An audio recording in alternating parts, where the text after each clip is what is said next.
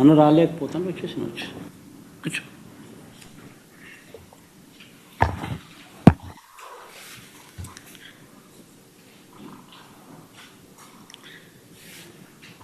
ఈ నెలలో జరిగిన పరిణామాల మీద ఈరోజు ఈ ప్రెస్ మీట్ వాటికి సంబంధించిన పలు అంశాల మీద ఇటువైపున స్టోరీ, చంద్రబాబు నాయుడు గారు చెప్పిన అబద్ధాలు, వక్రీకరణలు, ఇవన్నీ ఒకవైపున స్టోరీ మాత్రమే కనిపించిన పరిస్థితుల మధ్య అసలు వాస్తవాలు ఏమిటి, ఆ వాస్తవాలకు సంబంధించిన సాక్ష్యాలు, ఆధారాలతో సహా ఇటువైపున నాణ్యానికి రెండో వైపున ప్రజెంటేషన్ చేసే కార్యక్రమం ఈరోజు జరుగుతూ ఉంది. కూర్చోను, కూర్చో, ఇద్దరు కూర్చో, లేయాల్సి చెప్తున్నాను.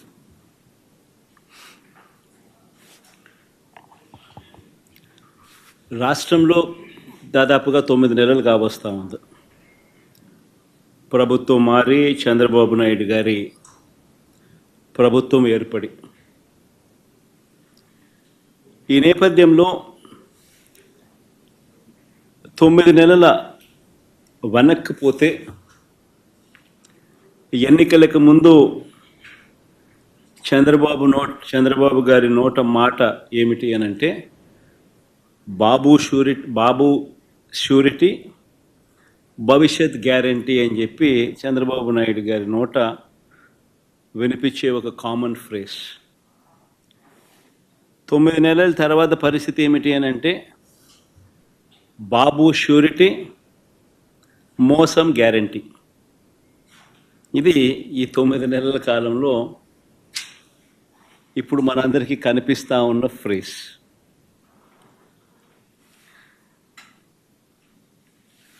చంద్రబాబు నాయుడు గారు ఎన్నికల వేళ చెప్పిన ప్రతి మాట, ఆ మేనిఫెస్టో అంటూ తాను రిలీజ్ చేసిన మేనిఫెస్టోలో తాను చెప్పిన మాటలు,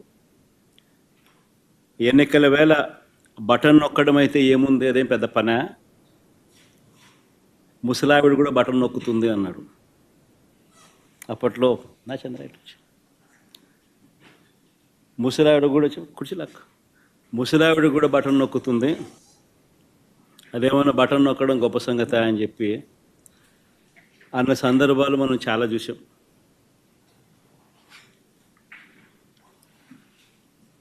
అంతటితో ఆగిపోకుండా సూపర్ 6 అన్నాడు, సూపర్ 7 అన్నాడు. ఏకంగా మేనిఫెస్టోలో 143 ప్రామిసెస్, 143 హామీలను ఎన్నికల మేనిఫెస్టోలో తాను చేర్చాడు. ఇంటింటికి దాన్ని ప్రచారం చేశాడు. ఎన్నికల వేళ చంద్రబాబు నాయుడు గారు ఆయన పార్టీ ఎమ్మెల్యేలను,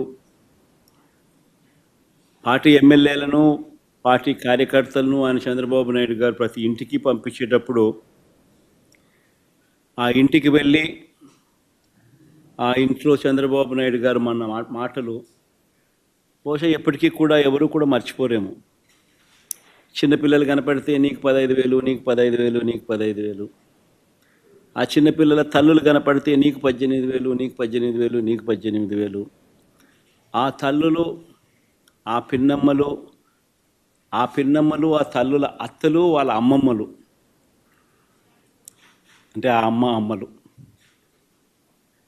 ఆ తల్లుల అత్తలు, వాళ్ళు కనపడితే మీకు 50 ఏళ్ళు నిండాయి కదా, మీకు 48,000, నీకు 48,000, నీకు 48,000, నీకు 48,000. ఇంట్లో నుంచి 20 ఏళ్ళ పిల్లాడు బయటకు వస్తే నీకు 36,000, నీకు 36,000, నీకు 36,000.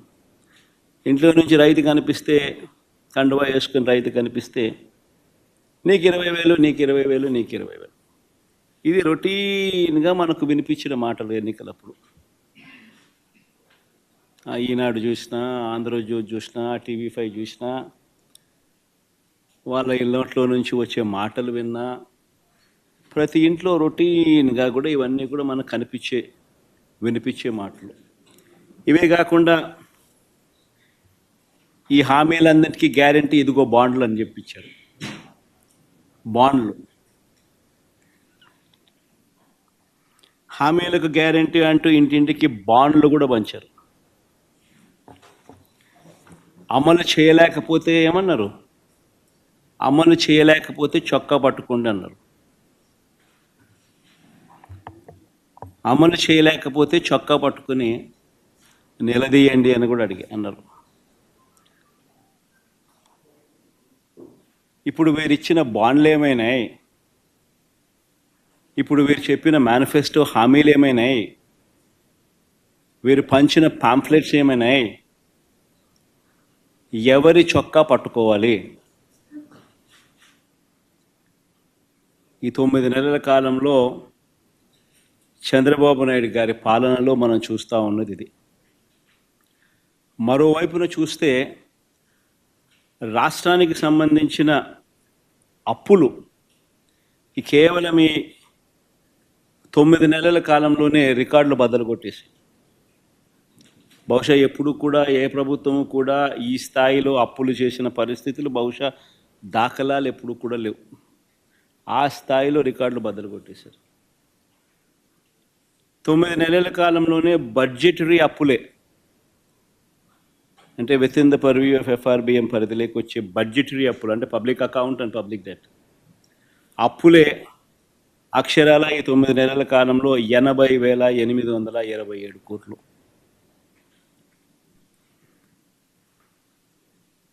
ఇవి కాక ఈ 9 నెలల్లోనే అమరావతి పేరు చెప్పి ఇప్పటికే తెచ్చిన అప్పులు, తేబోతున్న అప్పులు, ఈ రెండు మరో 52,000 కోట్లు.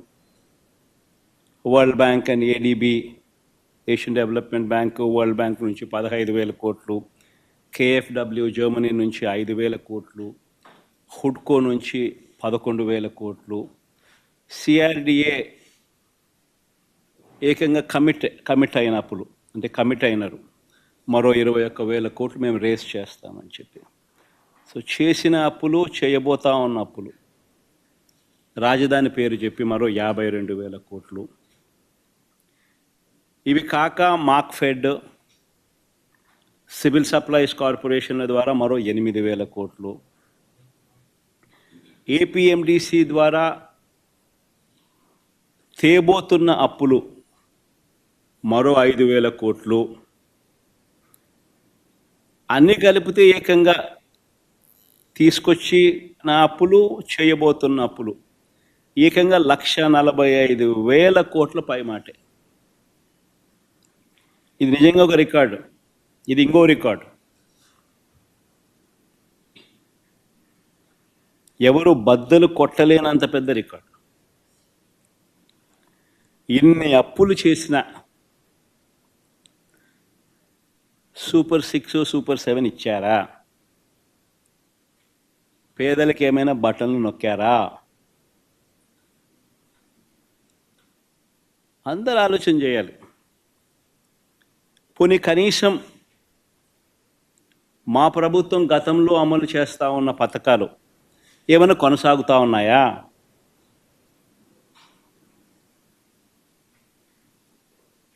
సూపర్ 6 లేదు, సూపర్ 7 లేదు. మా ప్రభుత్వం అమలు చేస్తూ ఉన్న, గతంలో అమలు చేస్తూ ఉన్న పథకాలు పిల్లల చదువులకు అవసరమైన పిల్లల చదువులను ప్రోత్సహిస్తూ, ఆ తల్లులను ప్రోత్సహిస్తూ, ఆ పిల్లల చదువుల కోసం, ఆ తల్లుల కోసం ఇస్తూ ఉన్న అమ్మఒడి, పాయే, రైతన్నలకు తోడుగా నిలబడే రైతు భరోసా పథకం, పాయే, వసతి దీవెన, పాయే, విద్యా దీవెన అరకొర, చేయూత లేదు, ఆసరా లేదు, 0 వడ్డీ, ఆరోగ్యశ్రీ పూర్తిగా కూడా యగనామమే, వాహనమిత్ర, నేతన్న నేస్తం, మత్స్యకార భరోసా, కాపు నేస్తం, ఈబీసీ నేస్తం, చేదోడు, తోడు, లానేస్తం అన్నీ గతంలో ఉన్న పథకాలన్నీ కూడా పాయే. పిల్లలకు ట్యాబులు ఇచ్చే కార్యక్రమం కూడా పాయే. మరి నేను అడుగుతా ఉన్నా, 1,45,000 కోట్ల రూపాయల అప్పులు చేసినవి, చేయబోతున్నవి ఎవరి జేబీలోకి పోతా ఉన్నాయి?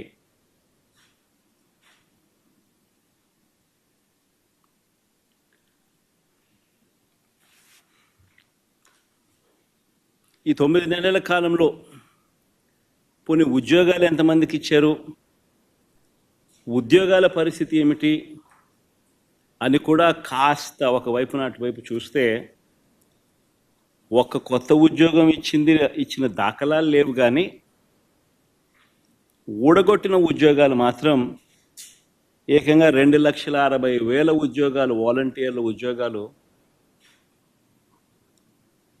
పూర్తిగా తీసేశాడు. 18,000 మంది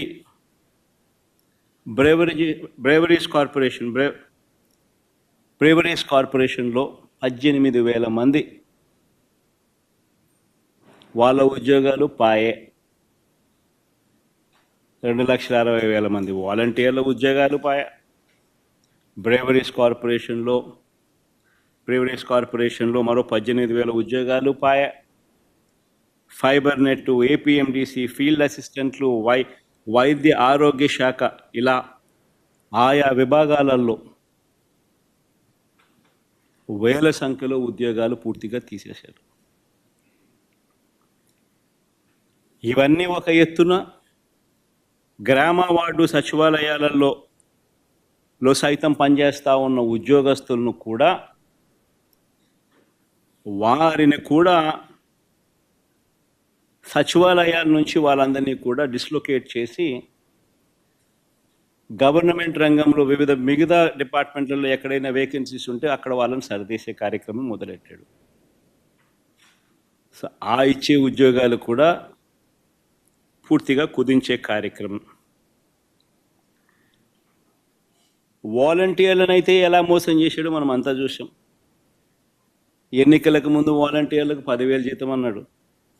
10,000 బాయ, వాలంటీర్ ఉద్యోగం ఉన్నది బాయ. పోనీ ఉద్యోగస్తులనైనా అంత బాగా చూసుకున్నాడంటే వాళ్ళను మోసమే.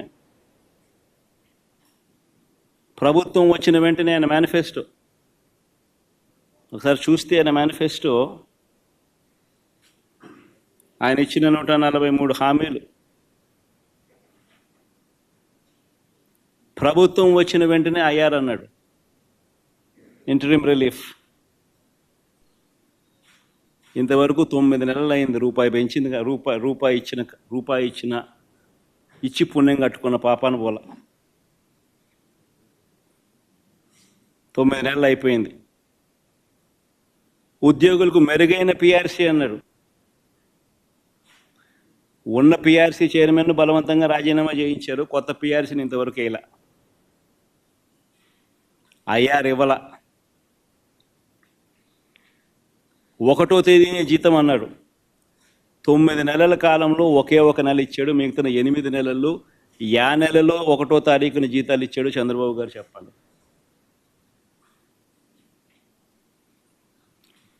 3 డిఎల్ పెండింగ్, ట్రావెల్ అలవెన్సులు pending, surrender leave pending, medical reimbursement అన్నీ పెండింగ్. చివరికి ఉద్యోగస్తులకు సంబంధించిన జిఎల్ఐలు, జీపీఎఫ్లు కూడా తాను వాడేసుకుంటా ఉన్నాడు.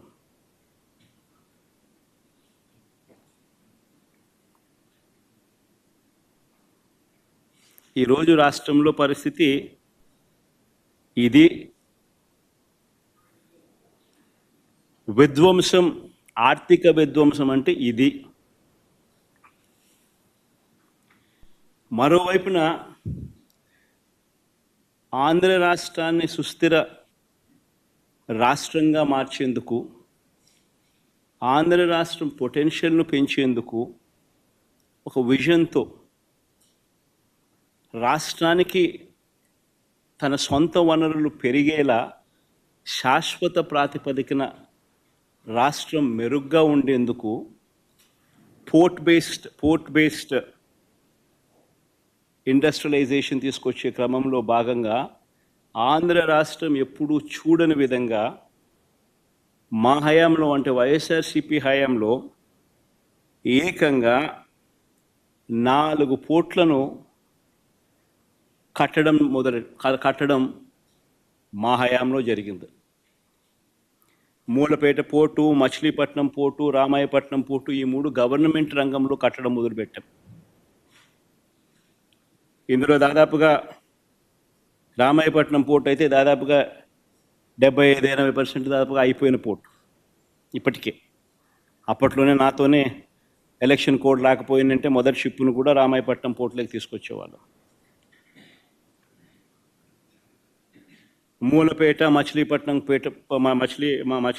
దగ్గర కడతా ఉన్న పోర్టులు కూడా చాలా వేగంగా జరుగుతూ ఉన్నాయి. దాదాపుగా 35-40% పనులు 2 చోట్ల కూడా వేగవంతంగా కూడా అయిపోయిన పరిస్థితులు. 10 ఫిషింగ్ హార్బర్లు నిర్మించే కార్యక్రమాలు కూడా వేగంగా జరుగుతూ ఉన్నాయి.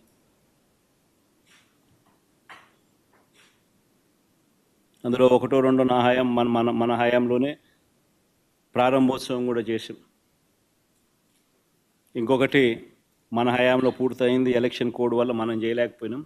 మొన్న ఏదో వీడియో కాన్ఫరెన్సింగ్ ద్వారా మొన్న ఏదో మోడీ గారితో ఏదో ఓపెనింగ్ చేయడం కూడా జరిగింది. భవిష్యత్తులో వీటి విలువ కొన్ని లక్షల కోట్లు. నాగార్జున సాగర్ లాంటి ప్రాజెక్టు, శ్రీశైలం లాంటి ప్రాజెక్టులు ఈరోజు కట్టాలంటే సాధ్యమయ్యే పని కూడా కష్టమే. అన్నన్ని వేల కోట్ల రూపాయలు, లక్షల కోట్ల రూపాయలు ఒక్కొక్క ప్రాజెక్ట్ ఖర్చు అవుతుంది. పోలవరం మన కళ్ళ ముందనే చూస్తూ ఉన్నాం, ఎన్ని వేల కోట్ల రూపాయలు అవుతా ఉందో. సిమిలర్లీ గవర్నమెంట్ రంగంలో నిర్మిస్తూ ఉన్న ఈ పోర్టులు, ఈ ఆస్తుల కల్పన, ఇవన్నీ కూడా అంతే. రాబోయే తరాలకు రాష్ట్రంలో సొంత రాబడి పెరగాలి అని అంటే ఇటువంటి ఆస్తులు రాష్ట్ర ప్రభుత్వం చేతిలో ఉంటే రాష్ట్రానికి సంబంధించిన సొంతం వనరులు పెరిగే పరిస్థితి. ఇలాంటివి స్కాములు చేస్తూ అమ్మకానికి పెట్టారు.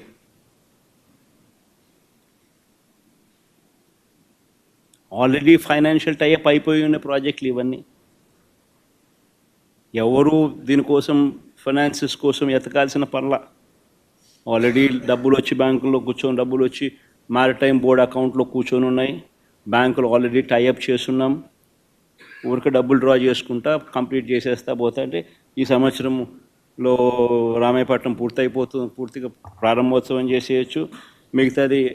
మిగతాది వితిన్ 1 ఇయర్లో, వితిన్ 1.5 ఇయర్లో మిగతా 2 కూడా పూర్తయిపోతాయి. ఫిషింగ్ హార్బర్ల పరిస్థితి అంటే. అయినా అలాంటివి అమ్ముతున్నారు స్కాములు చేస్తూ. 17 మెడికల్ కాలేజీలు మేము కట్టడం మొదలుపెట్టాం. మన రాష్ట్రానికి ఉన్న biggest problem is tertiary care. ఈ టెరిషరీ కేర్ అన్నది మన రాష్ట్రం హైదరాబాదు, బెంగళూరు, చెన్నై వంటి రాష్ట్రాలు, పెద్ద నగరాలు మనకు లేనందువలన టెరిషరీ కేరు మన ప్రజలకు జిల్లా హెడ్ క్వార్టర్స్లో అందుబాటులోకి తీసుకొని రావడం కష్టం. ప్లస్ హైదరాబాదు, బెంగళూరు, చెన్నై వంటి నగరాలు మనకు లేనందువలన ప్రైవేట్ పెట్టుబడులు ఉత్సాహంగా వచ్చి పెట్టే పరిస్థితి కూడా కష్టం.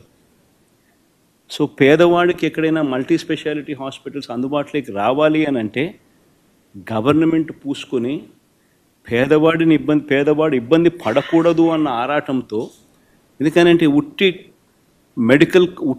ఉట్టి హాస్పిటల్ వైబిలిటీ రాదు. హాస్పిటల్కు teaching, if it is made as a teaching hospital, medical కాలేజ్తో ఆ హాస్పిటల్ అనుసంధానం అయితే పీజీ సీట్స్ వస్తాయి, పోస్ట్ గ్రాడ్యుయేట్ చిల్డ్రన్ అందుబాటులోకి వస్తారు, డాక్టర్లు చదువుతూ ఉన్న వాళ్ళు అందుబాటులోకి వస్తారు, నర్సులు చదువుతూ ఉన్న వాళ్ళు అందుబాటులోకి వస్తారు, వాళ్ళందరూ అక్కడ ఇంటర్న్షిప్ చేస్తారు, హాస్పిటల్ ఖర్చులు తగ్గుతాయి, సూపర్ స్పెషాలిటీ హాస్పిటల్స్కి సంబంధించిన ప్రొఫెసర్లు అందుబాటులో ఉంటారు.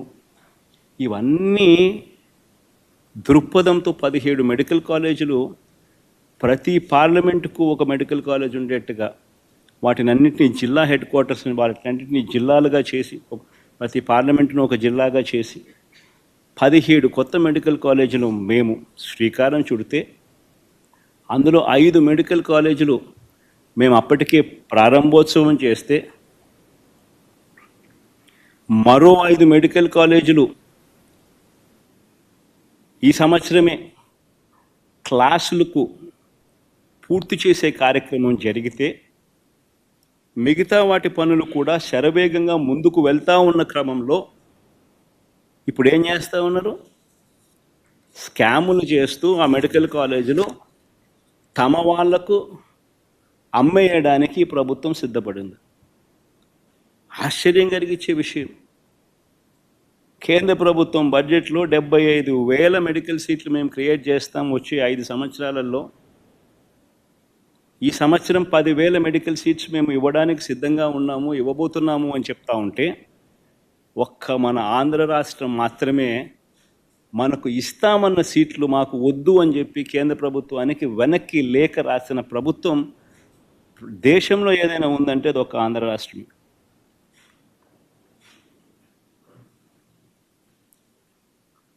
స్కాముల కోసం ఉన్న ఆస్తులు అమ్ముతున్నారు.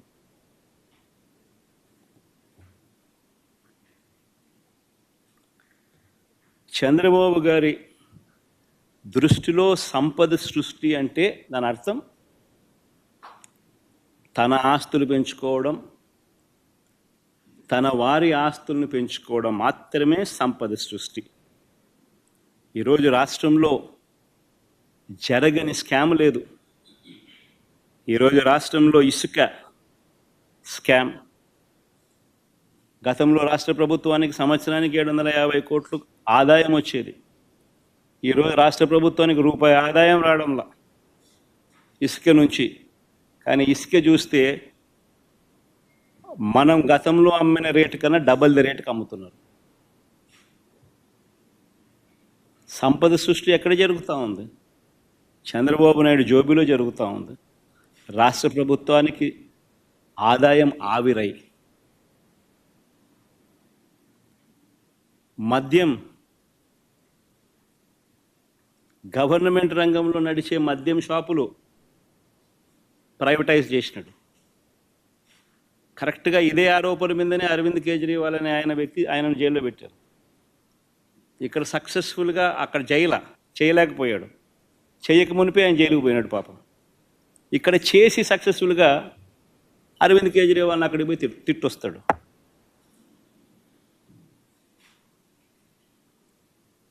గవర్నమెంట్ రంగంలో ఉన్న మద్యం షాపులను ప్రైవేటైజ్ చేశాడు. తన వాళ్లకు ఈ షాపులన్నీ ఇప్పించుకున్నాడు. ఆ షాపులు ఇప్పించే ప్రక్రియ మీరంతా కూడా చూశారు. ఏ రకంగా ఎమ్మెల్యేలు కిడ్నాపులు చేశారో, ఏ రకంగా ఎమ్మెల్యేలు పోలీసులు అందరూ కూడా వాళ్ళకు సంబంధించిన వాళ్ళని మాత్రమే టెండర్లలో పార్టిసిపేట్ చేసేట్టుగా చేశారో. అది ఆక్షన్ కాదు, అది లాటరీ. అంటే వీళ్ళకి కావాల్సిన వాళ్ళకి మాత్రమే ఇప్పించుకునే ప్రక్రియ. ఆ లాటరీలో కూడా మిగతా వాళ్ళు ఎవరు కూడా పార్టిసిపేట్ చేయకుండా వీళ్ళు మాత్రమే పార్టిసిపేట్ చేసేట్టుగా మళ్ళీ పోలీసులు గవర్నమెంట్ నడపడం. మళ్ళీ ఎమ్మెల్యేలు బెల్ట్ షాపులకు ఆక్షన్ పిలవడం. ప్రతి గ్రామంలోనూ 2 లక్షలు 3 లక్షలకు ఆక్షన్ పిలిచి వాళ్ళకి ఇవ్వడం. ఆ 2 లక్షలు 3 లక్షలు పాడిన కార్యకర్త పోలీసులు ఎవరు కూడా వారికి సహాయ సహకారాలు అందిస్తాడు, వారిని అడ్డుకోడు. ఆ మందు వాళ్ళు అమ్ముకోవచ్చు. ఆ మద్యం షాప్ ఆక్షన్ తీసుకున్నాడు, బెల్ట్ షాప్ ఆక్షన్ తీసుకున్నాడు, ఎంఆర్పి రేటు కన్నా ఎక్కువ రేటుకు మన కళ్ళ ముందరనే అమ్ముతున్నాడు.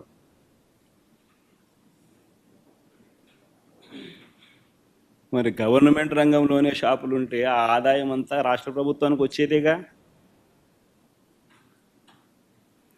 రాష్ట్ర ప్రభుత్వం ఆదాయం తగ్గుతుంది, చంద్రబాబు నాయుడు జోబులు ఆదాయం పెరుగుతూ ఉంది.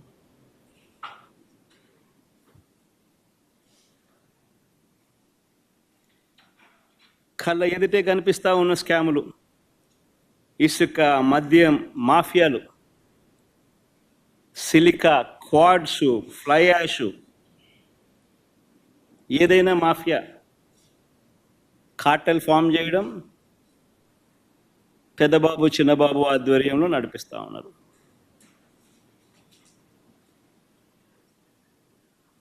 ప్యాకాట క్లబ్బులు, ప్రతి నియోజకవర్గంలోనూ ప్యాకాట క్లబ్బులు,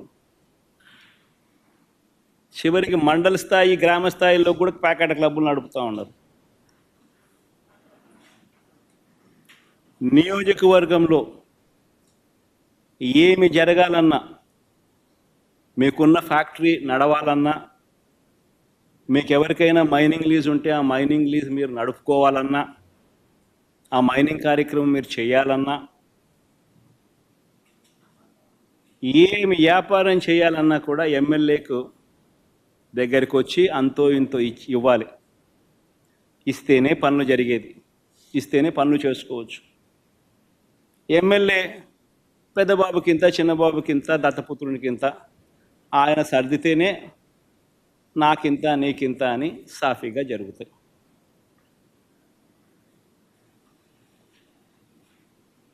మొట్టమొదటిసారిగా ఎంత దారుణమైన కరప్షన్ అంటే, కాంట్రాక్టర్లకు ఇచ్చే కార్యక్రమంలో, పనులు ఇచ్చే కార్యక్రమంలో మొబిలైజేషన్ అడ్వాన్స్ తీసుకొచ్చినారు.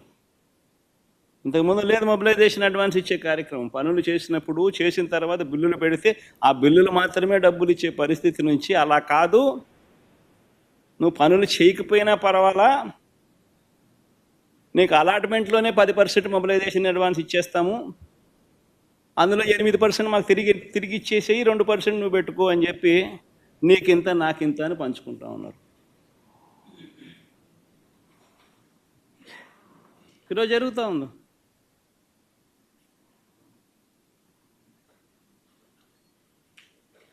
మా హయాంలో టెండర్లు పిలవాలంటే జ్యుడిషియల్ ప్రివ్యూకి పంపించేవాళ్ళం, అది రద్దు చేసేసినారు. తర్వాత టెండర్లలో రివర్స్ టెండరింగ్ జరిగేది. అంటే ఎవరైనా కూడా టెండర్లలో పార్టిసిపేట్ చేసిన తర్వాత L1 వచ్చిన వాళ్ళు ఎవరైతే ఉంటారో, L2లు, L3లు, L4లు కూడా మళ్ళీ ఆక్షన్ పద్ధతిలో L1 కన్నా తక్కువ కోట్ చేసి మళ్ళీ పార్టిసిపేట్ చేసే రివర్స్ టెండరింగ్. ఆ ప్రక్రియ తీసేసినాడు. తీసేసి మొబిలైజేషన్ అడ్వాన్స్ ఇస్తూ వర్కులు అలాట్ చేయడం, 10% మొబిలైజేషన్ అడ్వాన్స్ చేయడం, 8% ఈయన తీసుకోవడం, 2% కాంట్రాక్టర్కి ఇవ్వడం, ఇది జరుగుతా.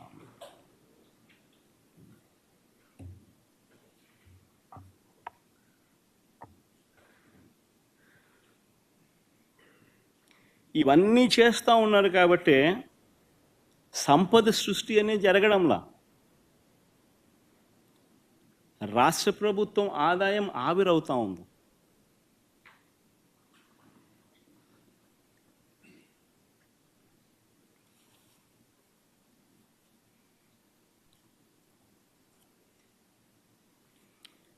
ఇన్ని చేస్తూ ఉన్నప్పుడు ఇదే పెద్ద మనిషి చంద్రబాబు నాయుడు గారిని ఎవరైనా క్వశ్చన్ చేస్తారేమో అని,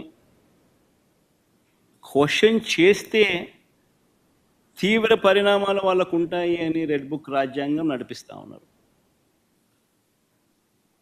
ఎవరైనా అడిగితే చాలు వాళ్ళను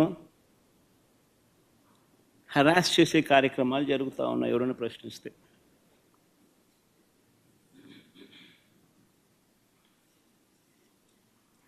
ఎవరైనా మా హామీలు ఏమైనాయని చెప్పి మన రాయచోటిలో చంద్రబాబు నాయుడు గారిని ప్రశ్నిస్తే చంద్రబాబు నాయుడు గారు ఏమన్నారు? సంపాదించే మార్గం ఏదైనా ఉంటే నా చెవిలో చెప్పు అన్నాడు.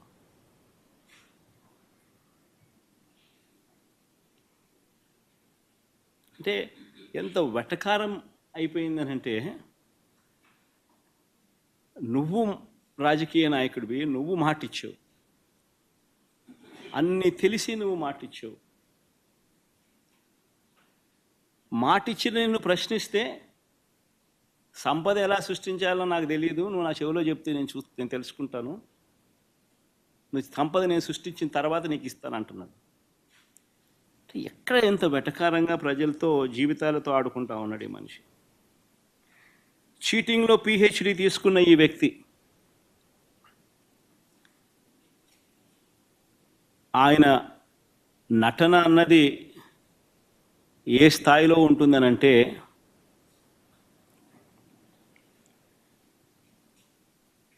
తానిచ్చిన హామీలను తానే ఎగరగొడతాడు. ఎగరగొట్టి చాలా బాధగా ఉంది అంటాడు, ఆవేదనగా ఉందంటాడు, రాష్ట్రం క్లిష్ట పరిస్థితుల్లో ఉందంటాడు, భయం వేస్తుంది అని కూడా అంటాడు, రాష్ట్రం ధ్వంసం అయిపోయింది అని కూడా అంటాడు. ఇవన్నీ కాక అనేటప్పుడు ఆ చేతులు ఊపడము, మాట్లాడడము, దాన వీర శూర కర్ణ. ఎన్టీ రామారావు గారి సినిమా మీరు చూశారో లేదో కానీ, ఆయనకు కాదు ఏదైనా అవార్డు ఏదైనా ఉంటే నటనలో అవార్డు ఇవ్వాల్సింది, చంద్రబాబు నాయుడు గారికి అవార్డు ఇస్తే ఇంకా బాగా పర్ఫెక్ట్గా సరిపోతుంది. ఆ స్థాయిలో నటించే కార్యక్రమం. నేను ఇవన్నీ చెప్పా ఎన్నికలప్పుడు, ఇలానే జరుగుతుంది అని చెప్పా. చంద్రబాబు నాయుడు గారిని నమ్మడం అంటే చంద్రముఖిని నిద్ర లేపడమే అని చెప్పా. చంద్రబాబు నాయుడిని నమ్మడం అంటే పులి నోట్లో తల పెట్టడమే అయ్యా అని మొత్తుకున్నా. చెప్పా నేను ఇవన్నీ. నేను చెప్పినప్పటికీ కూడా పొరపాటున ప్రజలు పొరపాటు పడ్డారు. ఈరోజు చంద్రబాబు నాయుడు గారి మోసాలను, చంద్రముఖిని మళ్ళీ నిద్రలేపి ప్రజలందరూ కూడా బాధపడే కార్యక్రమం జరుగుతూ ఉంది.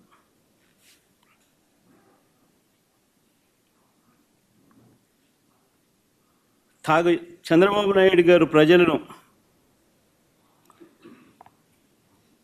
వంచే కార్యక్రమం ఏదైతే ఉందో, మోసం చేసే కార్యక్రమం ఏదైతే ఉందో, అది స్లోగా ఒక పద్ధతి ప్రకారం స్లోగా పాయిజన్ ఎక్కిస్తుంటాడు. తన అబద్ధాల ఫ్యాక్టరీలో నుంచి అబద్ధాలను బయటికి తీస్తాడు. దానిని ఈనాడు, ఆంధ్రజ్యోతి, TV5 వీళ్ళంతా కూడా రకరకాల పద్ధతుల్లో పబ్లిసిటీ ఇస్తారు. చంద్రబాబు నాయుడు తప్పే లేదన్నట్టుగా, రాష్ట్రం ఇలాంటి పరిస్థితిలో ఉంది కాబట్టి ఆయన చేయలేకపోతా ఉన్నాడు అన్నట్టుగా ఇంప్రెషన్ ఇస్తూ అలా అలా అలా అలా అలా స్లో పాయిజన్ ఇచ్చుకుంటూ పోయే కార్యక్రమం జరుగుతూ ఉంది. ఒక పద్ధతి ప్రకారం, ఒక ప్లాన్ ప్రకారం. ఆయన చెప్పే అబద్ధాలు, అవి అబద్ధాలని తెలిసి కూడా, అది వక్రీకరణ అని తెలిసి కూడా, తెలిసినా కూడా అవే నిజాలన్నట్టుగా మళ్ళీ ఇదే ఈనాడు, ఇదే ఆంధ్రజ్యోతి, ఇదే TV5 దాన్ని అలా బుల్డోజ్ చేసుకుంటూ పోతాయి. మొన్న ఈ మధ్యకాలంలో నీతి ఆయోగ్ పేరుతో కొత్త డ్రామాలు మీరంతా కూడా చూసే ఉంటారు. మొన్న ఈ మధ్యకాలంలో నా యాబ్సెన్స్లో నీతి ఆయోగ్ అని చెప్పి ఒకటి చంద్రబాబు నాయుడు ప్రజెంటేషన్ అని చెప్పి ఒక కొత్త డ్రామా చేశాడు. చంద్రబాబు నాయుడు గారు చూపించిన రిపోర్ట్లు ఏమిటి, వాస్తవాలు ఏమిటి అని చెప్పి కూడా ఒక్కసారి నేను చెప్తా. ఎవరైనా కూడా కంపేర్ చేసేటప్పుడు తన 5 సంవత్సరాలు, మన 5 సంవత్సరాలు మొత్తంగా కంపేర్ చేసి ఇది వాస్తవాలు అని చెప్పాలా లేదా? మామూలుగా ఎవరైనా కూడా చిత్తశుద్ధి ఉన్న వాళ్ళైతే. కానీ ఈ మనిషి ఏం చేశాడు? ఈ చెద్దమని చంద్రబాబు నాయుడు గారు ఆయన పాలనలో బెస్ట్ ఇయర్ తీసుకున్నాడు. ఒక సంవత్సరం 2018-19. మన పాలనలో వర్స్ట్ ఇయర్ తీసుకున్నాడు ఒక సంవత్సరం 2022-23 సంవత్సరం. తీసుకొని పోలిక చూపిస్తూ, రాష్ట్రం సెలెక్టివ్గా పోలిక చూపిస్తూ చాలా అన్యాయమైన పరిస్థితిలో ఉన్నట్టుగా ఇంప్రెషన్ ఇచ్చాడు. నేను ఇప్పుడు మీకు ఆ 5 ఏళ్ళ డేటా ఇస్తాను. చంద్రబాబు నాయుడు గారు 5 ఏళ్ళ డేటా, వైఎస్ఆర్సీపీ ప్రభుత్వానికి సంబంధించిన 5 ఏళ్ళ డేటా. అందులో చంద్రబాబు నాయుడు గారు చెప్పిన ఆ సంవత్సరం కూడా కనిపిస్తుంది, ఒక సంవత్సరం. దాని తర్వాత మీరే చెప్పండి, ఎవరు ఆర్థిక విధ్వంసం చేశారో అన్నది ఎవరో మీరే చెప్పండి. ఆ డేటా ఒక్కసారి చూపించము, ఒకసారి టేబుల్ 1 ఒకసారి చూపించము ఒకసారి. ఇన్ఫ్యాక్ట్ మా హయాంలో ఇంకోటి గుర్తుపెట్టుకోవాల్సిన అంశం, చాలా గుర్తుపెట్టుకోవాల్సిన అంశం ఒకటి ఉంది. మా హయాంలో 2.5 సంవత్సరం కోవిడ్. మా హయాంలో, వైఎస్ఆర్సీపీ హయాంలో 2.5 సంవత్సరం కోవిడ్. చంద్రబాబు నాయుడు గారి హయాంలో కోవిడ్లు లేవు, పాండమిక్లు లేవు, ఇంకొకటి లేవు. క్యాపిటల్ ఎక్స్పెండిచర్ ఒక్కసారి గమనించండి. ఎవరు ఆర్థిక విధ్వంసం చేశారు అన్నది ఒకసారి గమనిద్దాం. 2014 నుంచి 2019 దాకా చంద్రబాబు నాయుడు గారి హయాంలో యావరేజ్ క్యాపిటల్ ఎక్స్పెండిచర్ అంటే మూలధన వ్యయం, అంటే ఆస్తుల కల్పనలో భాగంగా చంద్రబాబు నాయుడు గారి హయాంలో ఏ మేరకు క్యాపిటల్ ఎక్స్పెండిచర్ చేశాడు అని చెప్పి చూస్తే, యావరేజ్ ఆయన హయాంలో 13,860 కోట్ల రూపాయలు ఆయన క్యాపిటల్ ఎక్స్పెండిచర్ చేస్తే, మా హయాంలో కోవిడ్ లాంటి సమస్యలు ఉన్నా కూడా, కోవిడ్ లాంటి విపత్కర సమస్యల్లో కూడా ఒకవైపున ప్రజలకు తోడుగా ఉంటూ ఆదుకుంటూ, మరోవైపున క్యాపిటల్ ఎక్స్పెండిచర్ మీద మూలధన వ్యయం కింద మా యావరేజ్ ఎక్స్పెండిచర్ 15,632 కోట్ల రూపాయలు మేము ఖర్చు చేశాం. అంటే ఎవరి హయాంలో ఆర్థిక విధ్వంసం జరిగింది అని నేను అడుగుతా ఉన్నాను. ఇది కాగ్ రిపోర్ట్.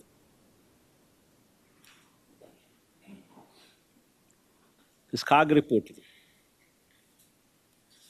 ఇదే పెద్ద మనిషి చంద్రబాబు నాయుడు గారు టేబుల్ 2 కూడా చూపించాము. సోషల్ సర్వీసెస్ కింద ఖర్చు తీసుకొని చంద్రబాబు నాయుడు గారు కేవలం ఒకే ఒక్క సంవత్సరాన్ని చూపిస్తూ సోషల్ సర్వీసెస్ కింద చేసిన ఖర్చు గురించి తాను మాట్లాడాడు.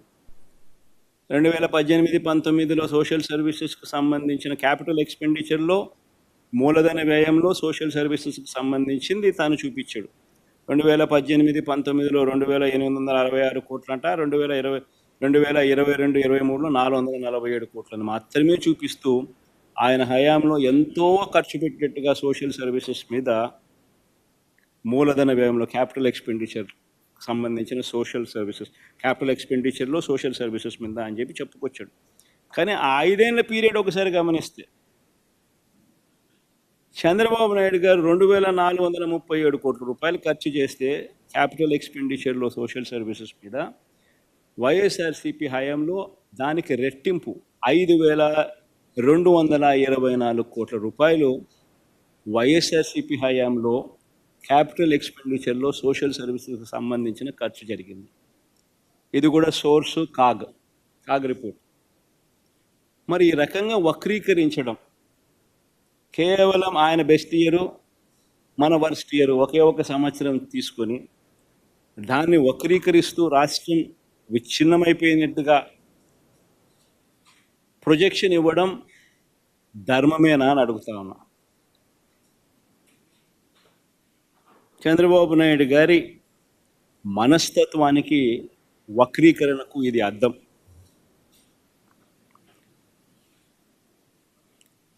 ఏ రకంగా కూడా చూసుకున్నా కూడా మా ప్రభుత్వం అన్ని రకాలుగా రాష్ట్రం ముందడుగులో పెట్టాం. టేబుల్ 3కి బొమ్మ 2014 నుంచి 19 మధ్య చంద్రబాబు గారి హయాంలో దేశ జీడిపిలో ఆంధ్ర రాష్ట్ర వాటా ఎంత? ఇది వెరీ సిగ్నిఫికెంట్ పాయింట్. రాష్ట్రం ఎవరి హయాంలో పురోగతిగా అడుగులు ముందుకు వేసింది, ఎవరి హయాంలో అడుగులు వెనక్కి పడ్డాయి అని చెప్పడానికి this is one of the very critical aspects. Contribution of states GSDP in national GDP. National జీడిపిలో రాష్ట్ర వాటా ఎంత అని చూస్తే, చంద్రబాబు నాయుడు గారు 5 సంవత్సరాలలో 4.47% వాటా అయితే, వైఎస్ఆర్సిపి హయాం 5 సంవత్సరాలలో ఆ వాటా ఏకంగా 4.80% పెరిగింది.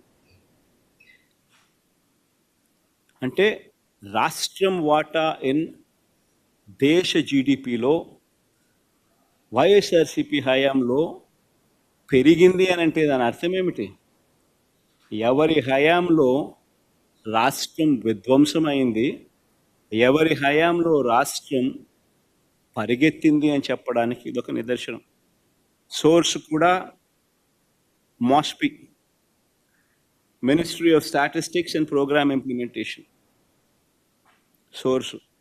ఇవన్నీ నేను చెప్పేది ప్రతి డాక్యుమెంట్ నేను రిలీజ్ చేసేది విత్ ఎవిడెన్స్, విత్ సోర్స్. ఇది MOSPI సోర్స్. ఇంకొక ఆస్పెక్ట్ చూపిస్తాం. చంద్రబాబు నాయుడు గారు గతంలో దిగిపోయే నాటికి 2018 నుంచి 2018-19లో దిగిపోయే నాటికి తలసరి ఆదాయం అంటే రాష్ట్ర ప్రజల తలసరి ఆదాయంలో మనం దేశంలో 18వ స్థానంలో ఉన్నాం.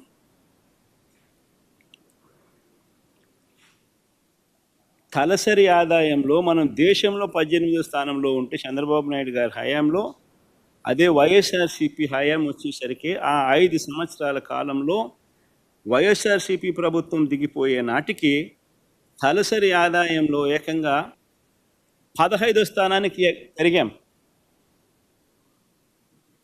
డేటా 2022-23 దాకా డేటా వాళ్ళు ఇచ్చినారు. ఆ డేటా ప్రకారం మీరే చూసుకోండి. ఇది కూడా source MOSPI, ministry of statistics and programme implementation.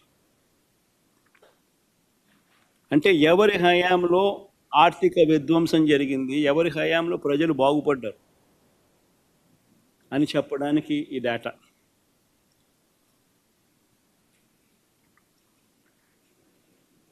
రెండు 2019 నుంచి 2024 మన హయాంలో, వైఎస్ఆర్సిపి ప్రభుత్వ హయాంలో మనం దేశంతోనే పోటీ పడ్డాం. దేశం కన్నా మెరుగైన నెంబర్స్ ఇచ్చినాం. ఆ మధ్యలో ఉన్నది చూస్తే దేశంతో ఆంధ్ర రాష్ట్రం పోటీ పడిన ఫిగర్స్ కనిపిస్తాయి. దేశం జీడిపి ప్రతి సెక్టర్లోనూ ఆంధ్ర రాష్ట్రం లీడింగే. ప్రైమరీ సెక్టర్లో తీసుకున్నా, సెకండరీ సెక్టర్లో తీసుకున్నా, టెరిషరీ సెక్టర్లో తీసుకున్నా కానీ ప్రతి సెక్టర్లోనూ రాష్ట్ర ప్రభుత్వం దేశం కన్నా బెటర్గా పర్ఫామ్ చేసింది.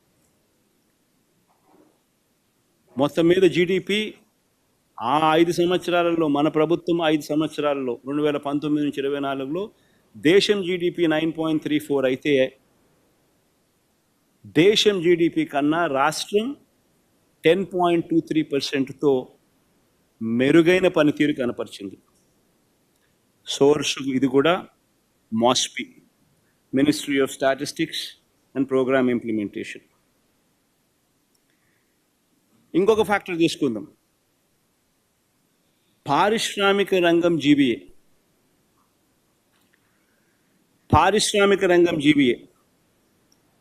అంటే ఇండస్ట్రీ, పరిశ్రమలు, పారిశ్రామిక రంగానికి సంబంధించిన పురోగతి, దీనికి సంబంధించిన గ్రాస్ వాల్యూ యాడెడ్ ర్యాంకింగ్ ఏమిటి అని చెప్పి చూస్తే చంద్రబాబు దిగిపోయే నాటికి దేశంలో మన రాష్ట్రం 11వ స్థానంలో ఉంటే, అదే మా హయాంలో 2023-24 డేటా క్లియర్గా కనిపిస్తూ ఉంది, 9వ స్థానానికి ఎదిగాం. అంటే ఇండస్ట్రీ జీబీఏ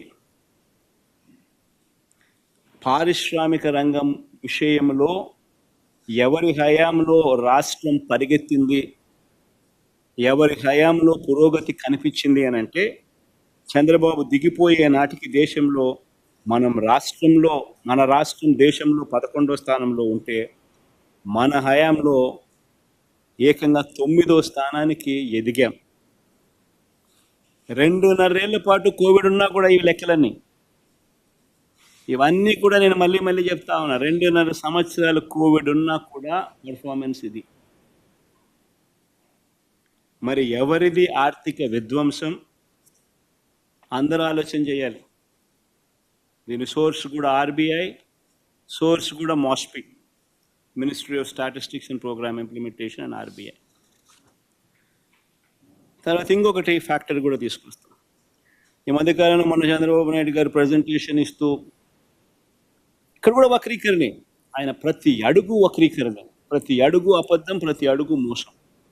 ఏ స్థాయిలో వక్రీకరణ అంటే డెట్ సస్టైనబిలిటీ గురించి చంద్రబాబు నాయుడు గారు మొన్న ఈ మధ్యకాలంలోనే ఒక నిర్వచనం చెప్పాడు. రాష్ట్ర ఆదాయం వృద్ధి రేటు కన్నా చెల్లించాల్సిన వడ్డీల వృద్ధి రేటు ఎక్కువగా ఉంటే డెట్ పరంగా సస్టైనబుల్ కాదు అని చంద్రబాబు నాయుడు గారు నిర్వచనం చెప్పాడు. అదే పోనీ ఒక మాదిరిగా ఇది ఈ మాదిరిగా క్యాలిక్యులేషన్ అనేది చేయకపోయినా కూడా ఆయన చెప్తా ఉన్న థియరీని మనం కాదని ఎందుకు అనాలి? పోనీ ఆయన చెప్తా ఉన్న థియరీ ప్రకారం, ఆయన చూపించే థియరీలో ఆంధ్ర రాష్ట్రం మన పాలనలో మాత్రమే ఏం జరిగింది అని మాత్రమే చూపిస్తాడు తప్ప ఆయన హయాంలో ఎలా ఉంది అని కూడా చూపించాలి కదా, అది చెప్పడు. ఇదే డెట్ సస్టైనబిలిటీ గురించి ఒకసారి గమనించినట్టయితే 2014 నుంచి 19 నాటికి, అంటే చంద్రబాబు నాయుడు గారి హయాంలో ఎలాంటి కోవిడ్ లేదు, ఎలాంటి పాండమిక్ లేదు. ఇవన్నీ ఏవీ లేకపోయినా కానీ చంద్రబాబు నాయుడు గారి పరిస్థితి ఏమిటి అని చెప్పి చూస్తే ఒక్కసారి గమనించినట్లయితే ఇక్కడ కేంద్ర ప్రభుత్వం కంపారిజన్ ఒకసారి ఫస్ట్ చేద్దాం. కేంద్ర ప్రభుత్వం గుణాంకాలు ఒక్కసారి గమనిద్దాం. కేంద్ర ప్రభుత్వం గుణాంకాలు పరిశీలిస్తే కేంద్ర ప్రభుత్వం చంద్రబాబు నాయుడు గారి మాదిరిగా ఆ 5 సంవత్సరాలు లెక్కలేకి వేసుకుంటే పరిస్థితి ఏమనిపిస్తుంది? కేంద్ర ప్రభుత్వం కట్టిన వడ్డీల వృద్ధి రేటు 9.26% అయితే కేంద్ర ప్రభుత్వానికి సంబంధించిన కంపౌండెడ్ యాన్యువల్ గ్రోత్ రేట్ అంటే వృద్ధి రేటు జీడిపిలో 10.97%. అంటే మంచిదే. దేశం వృద్ధి రేటు కట్టాల్సిన వడ్డీల వృద్ధి రేటు కన్నా ఎక్కువగా ఉంది. ఇది చంద్రబాబు నాయుడు చెప్పిన థియరీ ప్రకారం బాగానే ఉంది అని చెప్పి అనిపించే ఒక డేటా. మరి ఇదే మాదిరిగానే చంద్రబాబు నిర్వచనం ప్రకారం ఇదే మాదిరిగా చంద్రబాబు గారి హయాంలో ఎలా ఉంది అని కూడా ఒక్కసారి గమనిస్తే చంద్రబాబు గారి హయాంని దాచిపెట్టాడు చంద్రబాబు నాయుడు గారు, తెలివిగా ఇది చూపించాల. చంద్రబాబు నాయుడు గారు దిగిపోయే నాటికే రాష్ట్రం పరిస్థితి ఏంటంటే కట్టాల్సిన వడ్డీల వృద్ధి రేటు 15.43% ఉంటే రాష్ట్ర ప్రభుత్వంలో GSDP growth rate compounded annual growth rate పెరుగుదల ఎంత అంటే 13.46. అంటే ఈ థియరీ ప్రకారము, చంద్రబాబు నాయుడు గారు చెప్పిన థియరీ ప్రకారము డెట్ సస్టైనబిలిటీ అన్నది చంద్రబాబు నాయుడు గారు దిగిపోయే నాటికే పరిస్థితి ఇది. అంటే రాష్ట్ర ప్రభుత్వానికి సంబంధించిన జిఎస్డిపి గ్రోత్ రేటు కన్నా కట్టాల్సిన వడ్డీల గ్రోత్ రేటు రాష్ట్రంలో ఎక్కువ ఉంది చంద్రబాబు నాయుడు దిగిపోయే నాటికి. ఇది చంద్రబాబు నాయుడు గారు తెలివిగా పక్కన పెట్టాడు, చూపించాడు. కానీ చంద్రబాబు నాయుడు గారి హయాంలోనే ఈ పరిస్థితి ఉంటే ఆ తర్వాత మన ప్రభుత్వం 2019-24 వచ్చిన తర్వాత మన ప్రభుత్వంలో కోవిడ్ వచ్చింది. 2.5 సంవత్సరాలు కోవిడ్, అతలాకుతలమైన పరిస్థితులు, రాష్ట్రానికి సంబంధించిన ఆదాయ వనరులు తగ్గుదల కనిపించిన పరిస్థితులు, అనుకోని ఖర్చులు పెరిగిన పరిస్థితులు, రాష్ట్రమే కాదు దేశం కూడా అతలాకుతలమైన పరిస్థితి. అటువంటి 2019 నుంచి 2024లో దేశానికి సంబంధించిన పరిస్థితి ఏమిటి అని ఒక్కసారి గమనిస్తే దేశానికి సంబంధించిన కంపౌండెడ్ యాన్యువల్ గ్రోత్ రేట్ అంటే వడ్డీలకు సంబంధించిన పెరుగుదల వృద్ధి రేటు 12.80% అయితే దేశానికి సంబంధించిన growth rate compounded annual growth rate 9.34%. అంటే దాని అర్థం దేశం జీరో సస్టైనబిలిటీలోకి వెళ్ళిపోయింది దీని ప్రకారం. మరి అలాంటి పరిస్థితుల్లో రాష్ట్రం అన్నది పరిస్థితి ఏమిటి అన్నది ఒకసారి చూస్తే, రాష్ట్రము వడ్డీలకు సంబంధించిన వృద్ధి రేటు చంద్రబాబు నాయుడు గారి హయాంలో 15.43% ఉంటే దాంట్లో పురోగతి సాధించి 13.92% తగ్గించగలిగాం. అది ఎప్పుడు?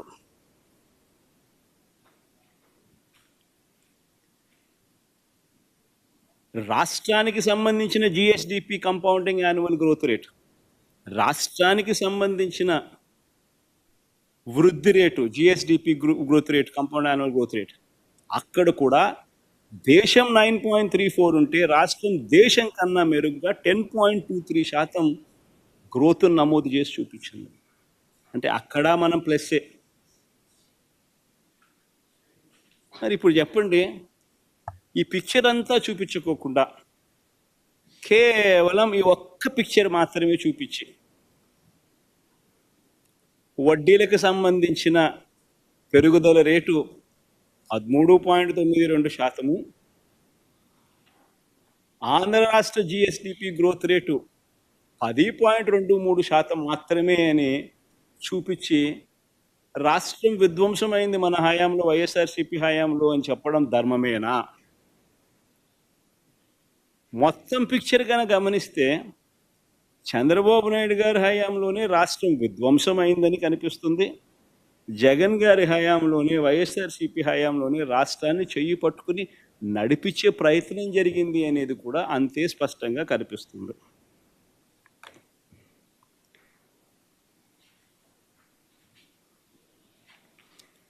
ఇక 2019 నుంచి 2024 మధ్య పరిస్థితి ఏమిటి అని చెప్పి ఒకసారి గమనించినట్టయితే, మన రాష్ట్రంలోనే కాదు, కేంద్రంలోనే కాదు, ప్రపంచంలో కూడా తీసుకున్నా కూడా ఇదే పరిస్థితి.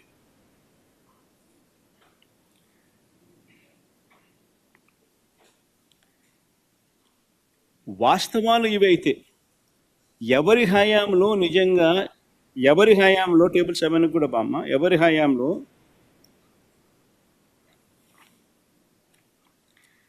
వాస్తవం ఇదైతే ఎవరి హయాంలో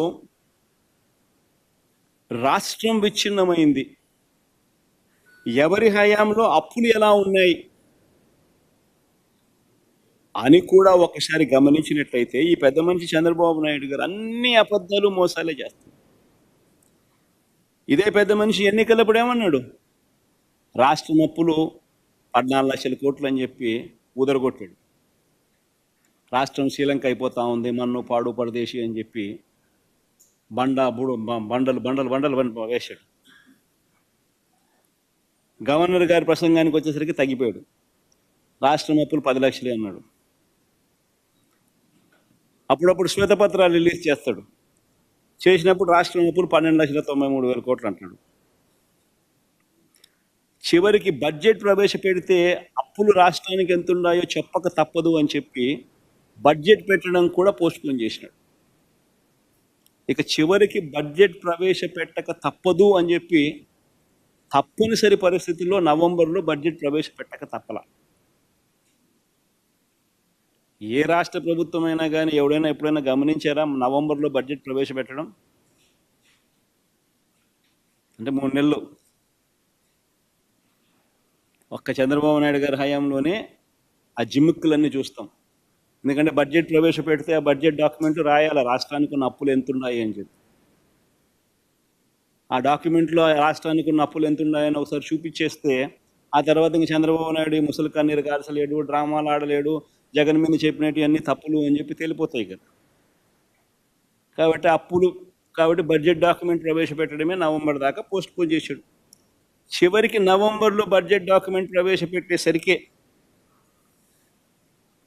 తనంతటి తానే బడ్జెట్ డాక్యుమెంట్ ప్రవేశపెట్టేటప్పుడు తనంతటి తానే 6,46,531 కోట్ల రూపాయలని చెప్పి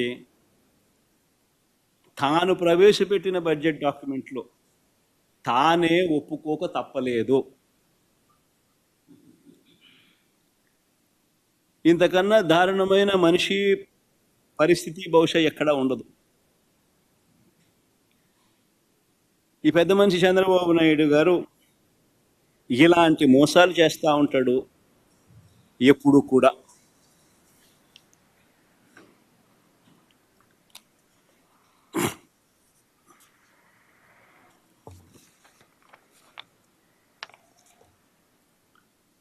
అర్థమయ్యేట్టుగా మన వరకు చూపించండి.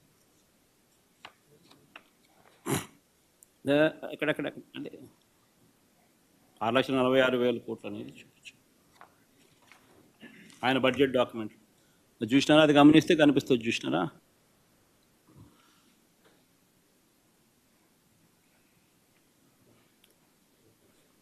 అది పబ్లిక్ డెట్ అవుట్ స్టాండింగ్, ఇది గవర్నమెంట్ గ్యారంటీస్ అవుట్ స్టాండింగ్.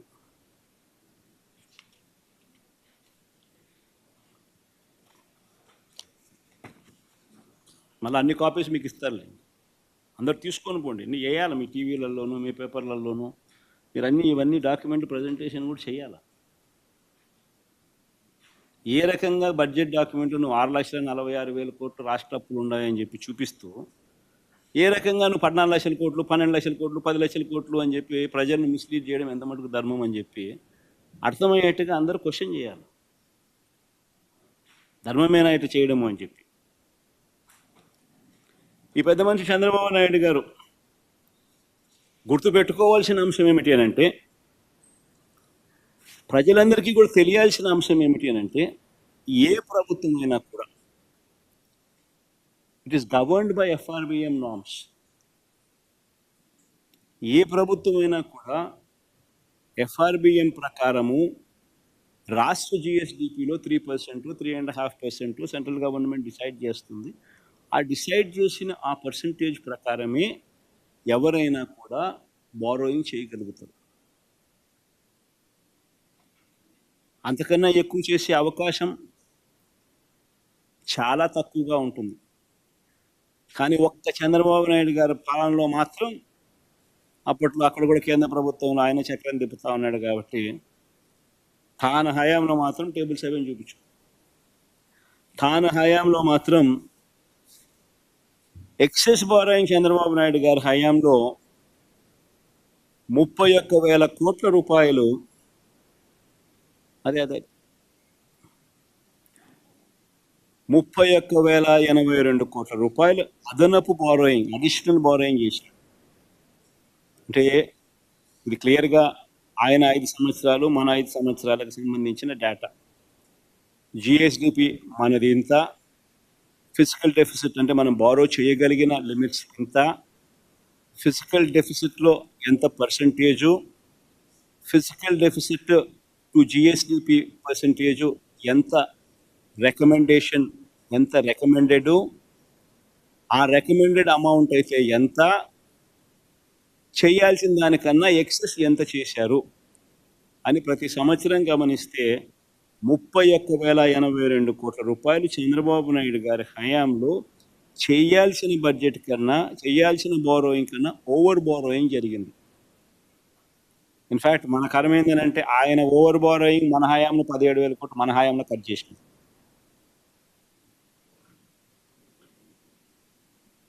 అది కూడా మనం చూస్తాం.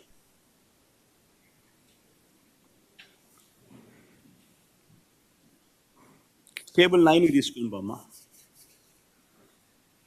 ఇది వెరీ వెరీ ఇంట్రెస్టింగ్. ఇది బాగా చూడండి. ఈ slide is very very interesting slide. Chandrababu Naidu గారు వచ్చాక రాష్ట్ర ప్రభుత్వ సొంత ఆదాయం కూడా తగ్గింది. ఒకసారి గమనిస్తే ఇది 2023-24కి సంబంధించింది. పై డేటా 2024-25కి సంబంధించిన సంవత్సరం. అంటే వైఎస్ఆర్సీపీ ప్రభుత్వం సంబంధించిన, అంటే చంద్రబాబు నాయుడు జూన్లో ప్రమాణ స్వీకారం చేశాడు కాబట్టి జూన్ నుంచి డిసెంబర్ దాకా తీసుకున్నాం. ఈ 6 నెలలు, ఈ 7 నెలల పీరియడ్, ఈ 1, 2, 3, 4, 5, 6, 7 నెలలకు సంబంధించిన revenues, states own revenues. Telugu Desam Chandrababu Naidu గారి హయాంకు సంబంధించిన రెవెన్యూస్ పై కాలం.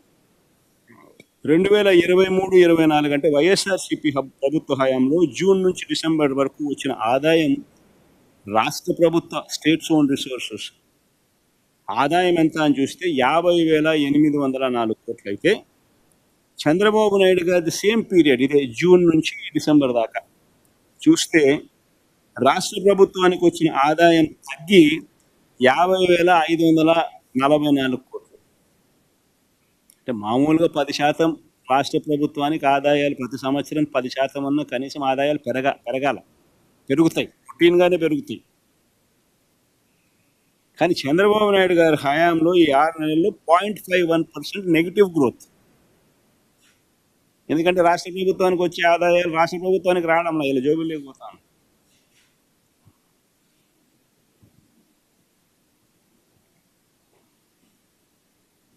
.51% నెగిటివ్ గ్రోత్.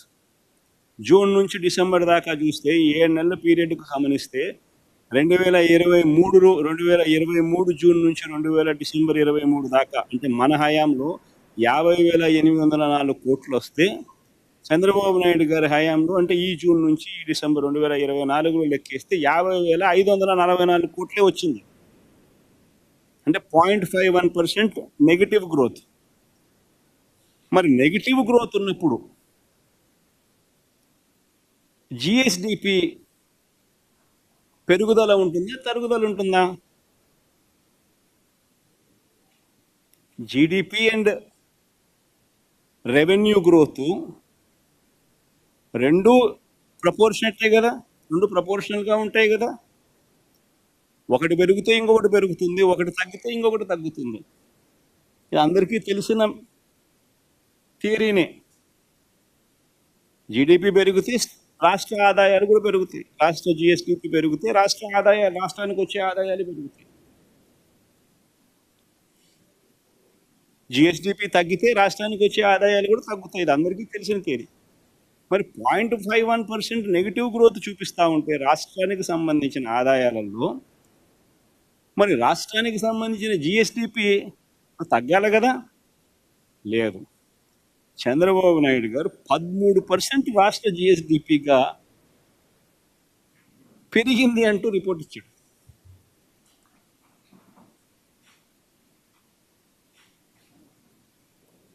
మరి ఏ స్థాయిలో అబద్ధాలు ఆడుతూ ఉన్నారు వీళ్ళు, ఏ స్థాయిలో వీళ్ళు నెంబర్స్ ప్లే చేస్తూ ఉన్నారు అంటే, ఇంతకన్నా ఏదైనా నిదర్శనం ఉందా అని అడుగుతా ఉన్నాం.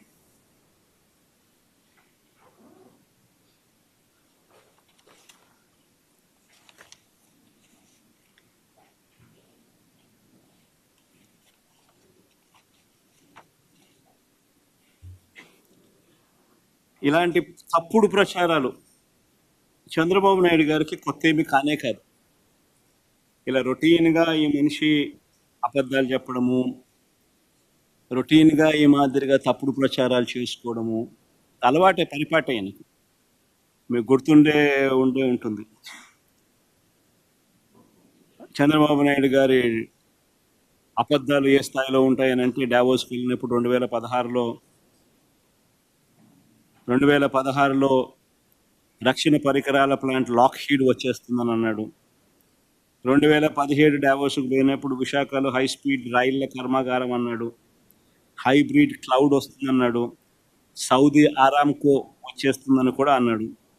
2018లో చంద్రబాబు గారు డావోస్ ఈనాడు పేపర్ క్లిప్పింగ్ చూపించాయి. అప్పుడు ఇంట్రెస్టింగ్గా ఉంటుంది. ఈయన ఏ రకంగా బిల్డప్ ఇస్తాడు, అబద్ధాలు ఆడతాడు అంటే నిజంగా ఇది చాలా ఇంట్రెస్టింగ్. చూడండి ఒకసారి. ఇది 2016 డావోస్. ఏపీలో రక్షణ పరికరాల ప్లాంట్ లాక్హీడ్ వస్తుంది. తర్వాత నెక్స్ట్ ఏమమ్మా 2017 హై స్పీడ్ రైళ్ళు, హై స్పీడ్ ఎంత ఈనాడే, నేను వేరేది ఏం చెప్పను. ఎందుకనంటే వీళ్ళంతా ఒక ముఠ, ఎంతో ఒక దొంగల ముఠ. దోచుకో పంచుకో తినుకో వీళ్ళంతా సభ్యులు. మభ్యపెట్టడం, మోసం చేయడం, అబద్ధాలు ఆడడం వీళ్ళందరికీ పరిపాటు. అందుకని అందరికి తెలియాలి కూడా. 2017లో హైబ్రిడ్ క్లౌడ్, ఇంతకుముందు హై స్పీడ్ రైళ్ళు అన్నాం, దాని ముందు హై స్పీడ్ రైళ్ల కర్మాగారం, తర్వాత హైబ్రిడ్ క్లౌడ్, మన సౌదీ అరామ్కు, రాష్ట్రానికి సౌదీ అరామ్కు. ఇదంతా 2017. 2018లో చంద్రబాబు గారు డావోస్ వెళ్ళినప్పుడు రాష్ట్రానికి 150 సంస్థలు వస్తాయన్నాడు. అసలు క్వశ్చన్ మార్కులు ఏమి ఉండవు, దాన్ని కనీసం క్వశ్చన్ మార్కులన్నా ఉండవు. ఎక్కడైనా గమనించినా లేదో మీరు, అన్నీ కన్ఫర్మ్ న్యూస్. రాష్ట్రానికి 150 సంస్థలు, రాష్ట్రానికి ఎయిర్ బస్, ఇది ఒక్కటి కొంచెం క్వశ్చన్ మార్క్ పెట్టాడు, సంతోషం. రాష్ట్రానికి అలీబాబా క్లౌడ్ సెంటర్, అది క్వశ్చన్ మార్క్ లేదు, అలీబాబా. 2019లో జనవరిలో కూడా మొన్న పోయాడు, ఎన్నికలు అయిపోక మునుపు. హ్యాపీగా ఏపీకి, రాష్ట్రానికి జెన్పాక్ట్, హ్యాపీగా ఏపీకి జెన్పాక్ట్. ఇది ఈ మాదిరిగా బిల్డప్ ఇవ్వడం చంద్రబాబు నాయుడుకి ఏమాత్రం కొత్త కాదు. అబద్ధాలు చెప్పడం, మోసం చేయడం. అసలు నాకు ఆశ్చర్యం, ఒకసారి మీ అందరికీ కూడా తెలియాలా, మనందరికీ పిల్లలు ఉండరు. మన పిల్లలకు మనం ఏం చెప్తాం? అబద్ధాలు ఆడకూడదు, మోసం చేయకూడదు, మన స్వార్థం కాదు ముఖ్యము, ఎదుటివాని మంచి చేయడం ముఖ్యము, మాట తప్పకూడదు, విలువలు ఉండాలి, విశ్వసనీయతలు పెంచుకోవాలి, అలానే బ్రతకాలి అని మనం మన పిల్లలకు చెప్తాం. అవునా కదా? బడిలోకి పోతే మన టీచర్లు కూడా మన పిల్లలకి ఇదే కదా మనం చెప్పమని చెప్పి వాళ్ళ టీచర్లకు కూడా బోధన చెప్తాం. ఇదేగా చెప్పేది. ఒక చంద్రబాబు నాయుడు అనే వ్యక్తి ఒక్కడు మాత్రమే తన కొడుకు దగ్గర నుంచి మొదలు పెడితే తన పార్టీలో ఉన్న ఎవరికైనా కూడా, చిన్న నాయకుల దగ్గర నుంచి పెద్ద నాయకుల దాకా, చెప్పే తీరి అబద్ధాలు చెప్పు, మోసం చేయి, మన స్వార్థమే ముఖ్యం, మన అవసరమే ముఖ్యం, మన స్వార్థం కోసం మనం ఏం చేసినా తప్పలేదు, ఏం మోసం చేసినా తప్పలేదు, అది ఇంకా ఒక ఘనకార్యం అని చెప్పి నేర్పించే వ్యక్తి ఎవరైనా ఉన్నాడు ఈ ప్రపంచంలో అంటే చంద్రబాబు ఒకడే. వెన్నుపోట్లు పొడిచినా తప్పలేదు, సొంత మామనైనా పొడిచినా తప్పేం కాదు, ఎప్పుడైనా ఏ విషయంలో అయినా ఎప్పుడైనా మాట మార్చేసేయచ్చు. ఇవన్నీ చంద్రబాబు నాయుడు నేర్పిస్తారు. ఇవన్నీ కనిపిస్తూ ఉన్నాయి ఈరోజు మన రాష్ట్ర ప్రజలకు అందరికీ కూడా. ఈరోజు మొట్టమొదటిసారిగా రాష్ట్రానికి సంబంధించిన పరిస్థితి ఎలా ఉంది అని అంటే, చంద్రబాబు నాయుడు గారు అనే వ్యక్తి మీద ఎంత నమ్మకం సన్నగిల్లిందంటే, ఈ పెద్ద మనిషి డావోస్కి పోతే కనీసం ఒక్క ఎంఓయూ కూడా జరగలేదు అని అంటే, కనీసం ఒక్క ఎంఓయూ కూడా చేసుకోలేకపోయాడు అని అంటే, రాష్ట్రానికి సంబంధించిన పలుకుబడి చంద్రబాబు నాయుడు గారి మీద ఉన్న అభిప్రాయం ఎలాంటిది అని చెప్పి చెప్పడానికి ఇది నిదర్శనం. పెట్టుబడి పెడతామని జిందాల్ లాంటి సంస్థ వస్తే ఎవరైనా రెడ్ కార్పెట్ వేసి వెల్కమ్ చేస్తారు. ఈయన ఏం చేసినాడు? వాళ్ళపై కేసులు పెట్టి వాళ్ళ రెప్యుటేషన్ను నాశనం చేసి వాళ్ళని భయపెట్టి వాళ్ళని వెళ్ళగొట్టినాడు. ఇదే చంద్రబాబు సమక్షంలో వాళ్ళు మహారాష్ట్రతో ఎంఓయూ చేసుకున్నారు జిందాల్ వాళ్ళు, డావోస్లోనే, అక్కడ వేరే చోట కూడా కాదు.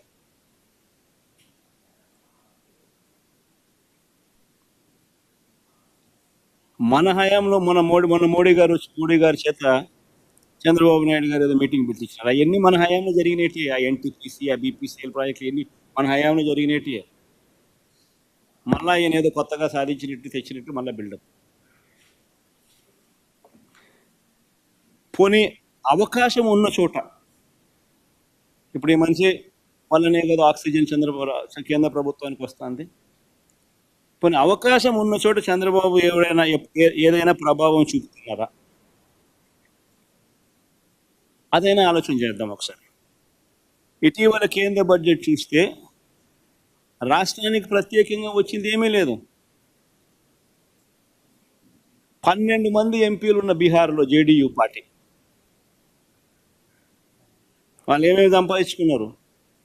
బీహార్కు మకానా బోర్డు, బీహార్కు national institute of food technology, బీహార్కు కోసి వెస్టర్న్ కెనాల్ ఆర్థిక సహాయం, ఒక ఎయిర్పోర్ట్, గ్రీన్ఫీల్డ్ ఎయిర్పోర్ట్, ఒక ఎయిర్పోర్ట్ డెవలప్మెంట్, బ్రౌన్ఫీల్డ్ ఎయిర్పోర్ట్, మరో 4 కొత్త ఎయిర్పోర్ట్ల నిర్మాణం, పాట్నా ఐఐటి ఆధునీకరణ, ఇలాంటి ప్రాజెక్టులన్నీ ఈ రాష్ట్రానికి వచ్చాయి. మరి చంద్రబాబు నాయుడు గారు ఏం సాధించినారు? సాధించకపోగా ఉన్న పోలవరం ప్రాజెక్టును నాశనం చేశారు. ఇది పోలవరానికి సంబంధించి డిమాండ్ ఫర్ గ్రాంట్స్లో బడ్జెట్ డాక్యుమెంట్లో ఉన్న కాపీ.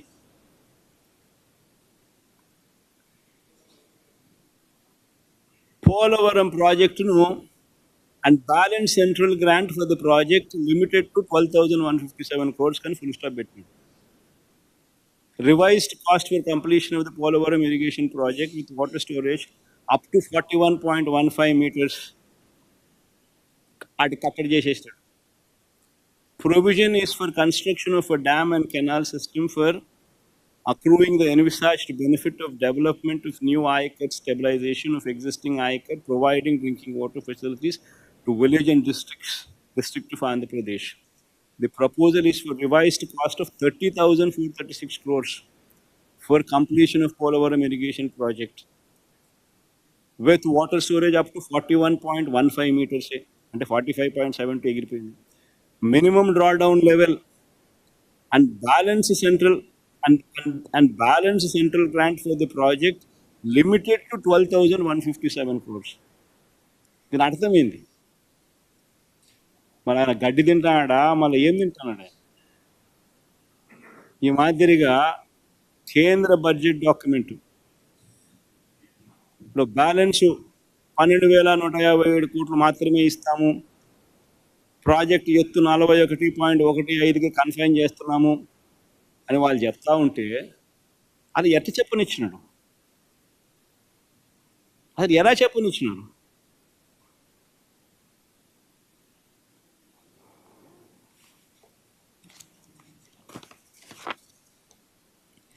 మరి ఇది విధ్వంసం కాదని అడుగుతా ఉన్నా.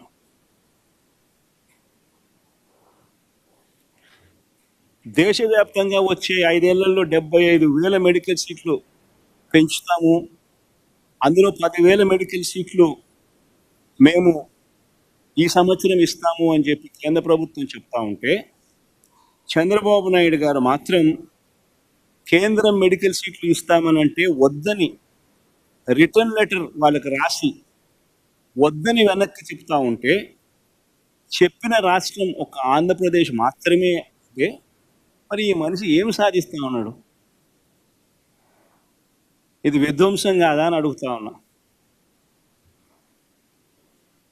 భావితరాలకు మంచి చేసే మెడికల్ కాలేజీల సీట్లు మ్యాక్సిమం ఎన్ని వస్తాయో మన రాష్ట్రానికి తెచ్చుకుని ఎంతమందిని డాక్టర్లను చేయగలిగితే అంతమంది డాక్టర్లను చేయాలని తాపత్రయపడకుండా వాళ్ళు సీట్లు ఇస్తాము, దేశం మొత్తం మీద 75,000 సీట్లు ఇస్తాము 5 ఏళ్లలో, ఈ సంవత్సరం 10,000 సీట్లు ఇస్తామని చెప్తా ఉంటే, మా రాష్ట్రానికి సీట్లు అవసరం లేదు అని చెప్పి లేఖ రాస్తా ఉంటే, ఇది ఇంతకన్నా విధ్వంసం ఏదైనా ఉంటుందా అని అడుగుతాం. పిల్లల జీవితాలతో 9 నెలలు చంద్రబాబు గారి ప్రభుత్వం చేసిన విధ్వంసాలు నిజంగా ఇన్ని కావు. నేను చదువుతా ఒకసారి. ఈ 9 నెలల్లో చంద్రబాబు నాయుడు గారు ఎన్నెన్ని విధ్వంసాలు చేశారో ఒకసారి మీరు అందరికి కూడా ఆలోచన చేయమని కోరుతా ఉన్నా. పిల్లల్ని బడులకు పంపేలా తల్లులను మోటివేట్ చేస్తూ తీసుకువచ్చిన అమ్మఒడి పథకం ఆపేశారు. ఇది విధ్వంసం కాదా?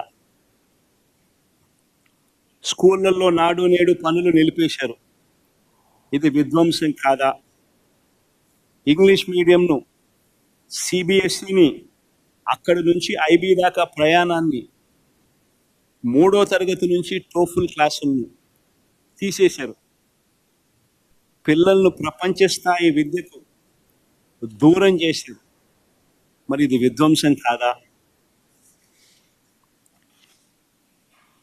8వ తరగతి పిల్లలకు 8వ తరగతికి వచ్చేసరికి ప్రతి సంవత్సరం ట్యాబులు ఇచ్చే పరిస్థితి నుంచి ప్రోత్సహించాల్సింది పోయి ఆ ట్యాబుల పంపిణీ కార్యక్రమం ఆపేశారు. ఇది విధ్వంసం కాదా? సబ్జెక్ట్ టీచర్ల కాన్సెప్ట్కు గ్రహణం పట్టించారు. ఇది విధ్వంసం కాదా? పిల్లలకు గొప్పగా చదివించేట్టుగా చేయాలి, వాళ్ళు చదివితేనే పేదరికం నుంచి బయటపడతారు అనే సంగతి తెలిసి పిల్లలను చదువులకు ప్రోత్సహించే విధంగా కాకుండా వసతి దీవెన పథకం పూర్తిగా రద్దు చేసి విద్యా దీవెన పథకం అరకొరగా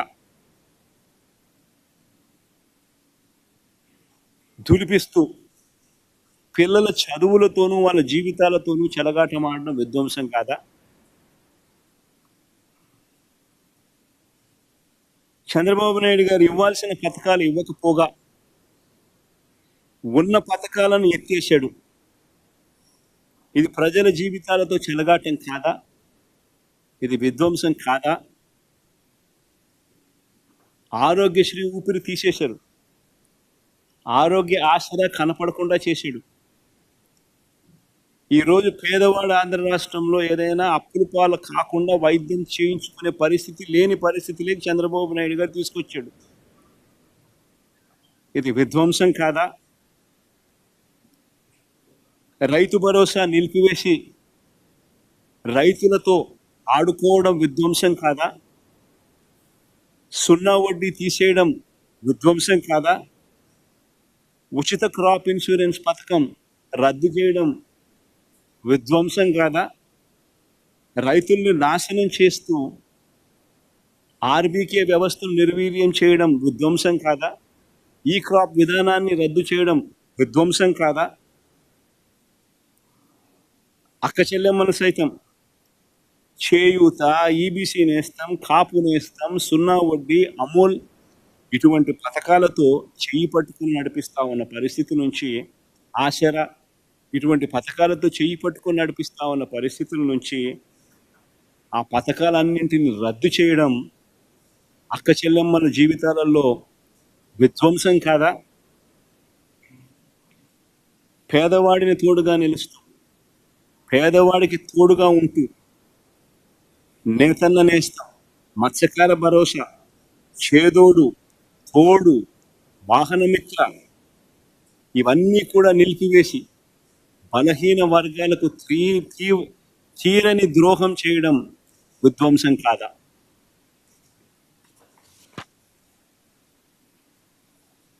ఉద్యోగం ఒక్కటి కూడా ఇవ్వకపోగా ఉన్న ఉద్యోగాలను ఊడగొట్టడం, వాలంటీర్లను సైతం వాళ్ళ జీవితాలతో ఆడుకోవడం, గవర్నమెంట్ ఎంప్లాయీస్ని సైతం వాడుకొని వదిలిపెట్టడం విధ్వంసం కాదా? రాష్ట్రానికి సంబంధించిన వనరులు రాకుండా చేయడం, రాష్ట్రం ఆదాయం పెంచకుండా తన సొంత జోబీలకు వచ్చే ఆదాయాన్ని పెంచుకునే కార్యక్రమం చేస్తూ ఇసుక, మద్యం, అదే మాదిరిగా శాండు, ఇసుక, మద్యం, క్వాడ్స్, సిలికా ఇవన్నీ దోచేయడం విధ్వంసం కాదా? అధికారంలోకి రాగానే ప్రశ్నించే స్వరం ఉండకూడదు అని ఎవడు ప్రశ్నించినా కూడా రెడ్ బుక్ రాజ్యాంగంతో రాజ్యాంగం చేయడం, గవర్నెన్స్ చేయడం విధ్వంసం కాదా? అన్నిటికన్నా విధ్వంసం మోకరీ ఆఫ్ డెమోక్రసీ ఏంటంటే మన కళ్ళ ముందర కనిపిస్తాం. నిన్న తిరుపతి ఇన్సిడెంట్ చూస్తే కనిపిస్తుంది మోకరీ ఆఫ్ డెమోక్రసీ. తిరుపతిలో చంద్రబాబు నాయుడు గారికి వైఎస్ఆర్సీపీ పార్టీకి ఎన్ని సీట్లు వచ్చినాయని చెప్పి చూస్తే 49 స్థానాలు తిరుపతిలో ఉంటే వైఎస్ఆర్సీపీకి అందులో 48 స్థానాలు వచ్చాయి.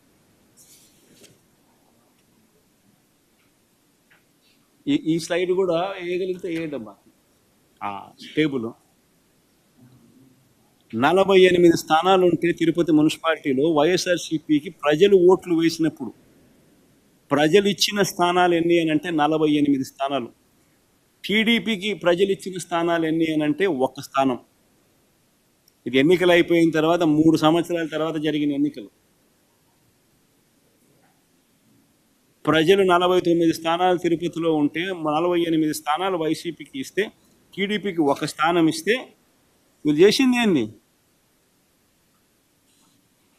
Re-election for vice president post జరిగితే వైఎస్ఆర్సీపీ కార్పొరేటర్లను కిడ్నాప్ చేసి బెదిరించి ప్రలోభాలు పెట్టి చివరికి వాళ్ళు పోలీసులను వాడుకొని పోలీసుల సమక్షంలోనే కిడ్నాప్ చేసి వైసీపీకి సంబంధించిన కార్పొరేటర్లు ప్రయాణిస్తున్న బస్సును ఆపి పోలీసుల సమక్షంలోనే వాళ్ళని కిడ్నాప్ చేసి ఓటు హక్కు ఉన్న ఎమ్మెల్సీని సైతం కిడ్నాప్ చేసి చివరికి వాళ్ళు వైస్ ప్రెసిడెంట్ కింద గెలుచుకున్నట్టుగా డిక్లేర్ చేసుకున్నారు. 49 స్థానాల్లో 1 స్థానం నీకు వచ్చి 48 స్థానాలు వైసీపీకి వస్తే అసలు నీకు ఆ బై ఎలక్షన్లో నీకు జరిగిన ఈ ఎన్నుకునే ఎన్నికల్లో వైస్ ప్రెసిడెంట్గా నువ్వు ఎలా నీకు సంఖ్యాబలం లేనప్పుడు నువ్వు ఏ రకంగా ఎన్నుకోబడతావు? Mockery of democracy. ఏలూరు కార్పొరేషన్లో 50 ఉంటే 47 ప్రజలు వైఎస్ఆర్సీపీ తరపున వాళ్ళ వైఎస్ఆర్సీపీ బీఫామ్ మీద గెలిచిన స్థానాలు. ఇది తెలుగుదేశం పార్టీ బీఫామ్ మీద తెలుగుదేశం పార్టీకి ఓట్లు వేసిన ప్రజలు ఇచ్చిన స్థానాలు. ఏలూరు కార్పొరేషన్ 50 ఉంటే 47 వైసీపీ, టీడీపీకి 3. నెల్లూరు కార్పొరేషన్లో వైఎస్ఆర్సీపీకి 54 ఉంటే 54 టీడీపీకి 0. హిందూపురం మున్సిపాలిటీ సిగ్గుండాల మన చంద్రబాబు నాయుడు బాగుమడదు అక్కడ, దాన్ని ఏదో గొప్పగా సాధించినట్టుగా చూపిస్తున్నారు. 38 స్థానాలకు ప్రజలు 29 స్థానాలు వైసీపీకి ఓటు వేసి కార్పొరేటర్లుగా ఎన్నుకుంటే తెలుగుదేశం పార్టీకి వచ్చింది 6. కానీ ఈరోజు వాళ్ళు చైర్మన్గా వాళ్ళ మనిషిని ఎన్నుకున్నారని చెప్పి డిక్లేర్ చేసుకుంటా ఉన్నారు. పాలకొండ నగర పంచాయతీ 20 ఉంటే 17 వైసీపీకి, టీడీపీకి 3. ఆడ ఎన్నిక జరగదు. ఎందుకనంటే వైసీపీ వాళ్ళకు మెజారిటీ ఉంది, వాళ్ళు తెలుగుదేశం వాళ్ళు కిడ్నాపులు చేయలేకపోయినారు, ప్రలోభ పెట్టలేకపోయినారు, కాబట్టి ఎలక్షన్ పోస్ట్పోన్. కోరం లేదని. తుని మున్సిపాలిటీ 30కి 30 వైసీపీని, తెలుగుదేశం పార్టీకి 0. ఆడ ఎన్నిక పోస్ట్పోన్. ఎందుకు పోస్ట్పోన్మెంటో నాకే తెలియదు. లా అండ్ ఆర్డర్ సిచ్యువేషన్ అంటే అందుకని పోస్ట్పోన్ అంట. 1 స్థానం కూడా నువ్వు గెలవలే. నువ్వు ఏ రకంగా పార్టీలో నువ్వు వైస్ ప్రెసిడెంట్ కానీ ప్రెసిడెంట్ కానీ చైర్మన్గా ఎట్లా తీసుకుంటావో నాకే తెలియదు. పిడుగురాళ్ళ మున్సిపాలిటీ 33కి 33 వైసీపీ, తెలుగుదేశంకి 0. ఏడ పోస్ట్పోన్ అంట. కోరం లేదని పోస్ట్పోన్. ఎందుకు పోస్ట్పోన్? నూజివీడు 32కి 25 వైసీపీ, 7 మాత్రమే టీడీపీ. దీన్ని కూడా పరిస్థితి ఇదే. బుచ్చిరెడ్డిపాలెం 20కి 18 వైసీపీ, 2 టీడీపీ. నందిగామ మున్సిపాలిటీ 20కి 13 వైఎస్ఆర్సీపీ, 6 టీడీపీ. నందిగామలో లిటరల్గా మంత్రి పోయి కార్పొరేటర్ల ఇంటికి పోయి బెదిరిస్తూ ఉన్నాడు. ఓటింగ్కి వస్తే చంపేస్తామని బెదిరిస్తూ ఉన్నాడు. పోలీసుల సమక్షంలో మంత్రి పోయి ఇళ్ళకు పోయి చేస్తూ ఉన్నాడు. ఈ మాదిరిగా ప్రజాస్వామ్యాన్ని అధికారంలో ఉన్న వాళ్ళు ప్రొటెక్ట్ చేయాల్సింది పోయి కూనీ చేస్తూ ఉంటే అసలు ఎందుకు ఎన్నికలు జరపాలి? మీరే డిక్లేర్ చేసేసుకోండి, రాదు మున్సిపల్ చైర్మన్లు మీరే అని చెప్పి డిక్లేర్ చేసేసుకోండి, అయిపోయింది కదా, సులభం కదా. ఇదే మేము అధికారంలో ఉన్నప్పుడు ఒక చిన్న ఘటన చెప్తాం. వైఎస్ఆర్సీపీ అధికారంలో ఉన్నప్పుడు మొత్తం వైఎస్ఆర్సీపీ స్వీప్ చేసింది. 2 చోట్ల మాత్రం టీడీపీ గెలిచింది. తాడిపత్రి అండ్ దర్శి 2 చోట్ల మాత్రం టీడీపీ గెలిచింది.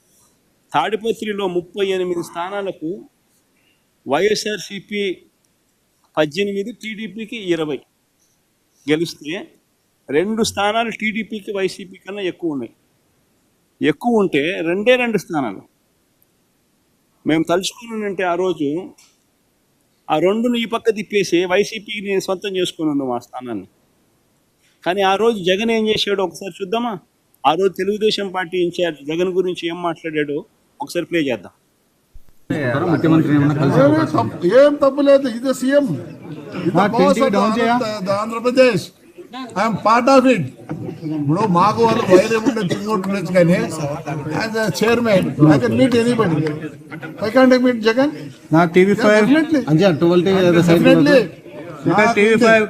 నమ్మకం, ఎందుకంటే వాళ్ళ నానే నన్ను పొగిడాడు. ఆయనకు తెలుసు, నేను కూడా తెలుసు. Definitely help. ఇప్పుడు ఎట్లా హెల్ప్ చేశాడు? ఈ రోజు చైర్మన్షిప్ కి నథింగ్, రావడం కూర్చోవడం పోయింది. నిజంగా అనుకుంటే ఇప్పుడుండే పరిస్థితుల్లో hats up to Jagan.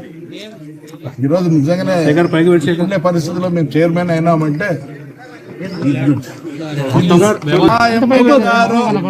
Funds తెస్తే హ్యాట్స్ ఆఫ్ టు జగన్ అని చెప్పి తెలుగుదేశం పార్టీకి సంబంధించిన ఇన్ఛార్జ్ జగన్ గురించి అన్న మాట. That is called governance. ప్రజాస్వామ్యంలో ప్రజలకు రక్షణగా ఉండాల్సిన బాధ్యత ప్రభుత్వాన్ని. అలాంటి ప్రభుత్వం ఎలా ప్రవర్తిస్తుంది అన్నది వెరీ వెరీ ఇంపార్టెంట్ ఆస్పెక్ట్. అధికార బలం ఉంది కదా అని చెప్పి ఇష్టం వచ్చినట్టుగా ప్రతిదీ కూడా నాకే కావాలి అని చెప్పి దోచేయడం అన్నది, మనది కాని పదవులు కూడా మనకు రావాలి అని చెప్పి ఆశపడడం అన్నది తప్పు. ఈ పెద్ద మనిషి చంద్రబాబు నాయుడుకి జ్ఞానం, బుద్ధి రెండూ లేవు కాబట్టి రాష్ట్రం ఈ మాదిరిగా పరిపాలన చేస్తూ ఉన్నాడు కాబట్టి రాష్ట్రం నిజంగానే ఇంత అధ్వానమైన పరిస్థితిలో ఈరోజు. ఇప్పటికైనా కానీ త్వరగా ఎన్నికలు రావాలనేది జమిలి గిమిలి అంటా ఉన్నారు. ఎంత తొందరగా వస్తే అంత తొందరగా మంచిది. ఎంత తొందరగా వస్తే ఈ మనిషిని ఎప్పుడెప్పుడు పంపించాలా అని చెప్పి ప్రజలందరూ కూడా ఎదురు చూస్తూ ఉన్నారు. ఇప్పటికే చంద్రబాబు నాయుడు గారిని ప్రశ్నించే స్వరాలు ఇప్పుడు పెరిగినాయి. రాబోయే రోజుల్లో చంద్రబాబు నాయుడు గారిని చొక్కా పట్టుకునే రోజులు కూడా దగ్గరలోకి వస్తాయి. రాబోయే రోజుల్లో ఆ తర్వాత వీళ్ళను తరిమి కొట్టే రోజులు కూడా దగ్గరలోనే ఉంది. వీళ్ళు చేసే పరిపాలనను చూసి ప్రజలు ఆ లెవెల్లో వెక్స్ అయిపోయి ఉన్న పరిస్థితులు ఈరోజు రాష్ట్రంలో ఉన్నాయి. అంత దారుణంగా ఈరోజు రాష్ట్రంలో పరిపాలన సాగిస్తూ ఉన్నారు. రాష్ట్రంలో పెట్టుబడులకు సంబంధించి తెలుగుదేశం వ్యవహారం బయట హైదరాబాద్ కానీ చెన్నై లాంటి బెంగళూరు లాంటి 14 రాష్ట్రం లేవు కాబట్టి అమరావతిని శక్తి నిర్మిస్తున్నాం. తర్వాత పెట్టుబడుల వార్త వస్తుంది కూడా చెప్తాం.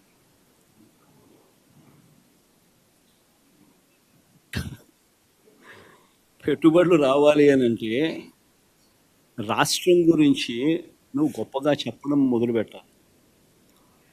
నువ్వంతటి నువ్వే ఎక్కడ పడితే అక్కడ రాష్ట్రంలో లేని పరిస్థితులను ఉన్నట్టుగా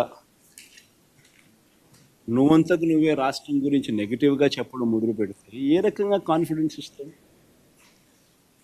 డావోస్ దగ్గర నుంచి నీతి ఆయోగ్ దాకా ఈయన స్టేట్మెంట్లు ఏ ఇన్నా చూడండి, రాష్ట్రంలో లేని పరిస్థితులు ఉన్నట్టుగా ఈయనంతటి ఈయనే ఇంప్రెషన్ ఇస్తూ ప్లస్ పరిశ్రమలను అట్రాక్ట్ చేసే విధంగా ఈయన ఏ చర్య తీసుకుంటా ఉన్నాడు? జిందాలలో వస్తే వాళ్ళ మీద కేసులు పెడతా ఉన్నాడు, భయపడిస్తూ ఉన్నాడు, వాళ్ళని భయభ్రాంతులను చేసి పంపించినాడు. వాళ్ళు 10 మందికి చెప్పరా? జిందాల్ లాంటి ఈ పరిస్థితి ఉంటే వాడు 10 మందికి వాళ్ళు 10 మందికి చెప్పరా వాళ్ళు రాష్ట్రంలో ఏ రకమైన పరిపాలన చేసినారు, చంద్రబాబు నాయుడు అనే వ్యక్తి ఎలాంటి వాడు అని? మళ్ళీ అలాంటి భయానక వాతావరణం రాష్ట్రంలో ఉన్నప్పుడు ఏ పరిశ్రమలైనా ఎందుకు వస్తాయి?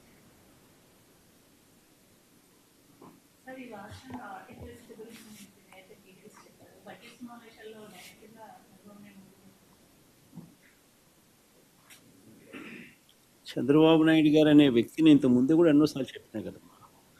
బేసిక్లీ ఏంటంటే ఇవన్నీ నేను మీకు క్లుప్తంగా మీ ద్వారా ప్రజలకు ఇవన్నీ నేను ఎక్స్ప్లెయిన్ చేయగలిగిన. నాకు మినిమం ఇంత టైం పట్టిందా? నేనేమి నేను ఎవరిని మధ్యలో చంద్రబాబు నాయుడును అనవసరంగా తిట్టింది లేదు, అనవసరంగా మాట్లాడింది లేదు, రాజకీయ స్టేట్మెంట్లు కూడా మధ్యలో ఎక్కువ చేసింది ఏమీ లేదు. కానీ మినిమం అయితే ఈ మేరకు అయితే టైం కావాలి కదా.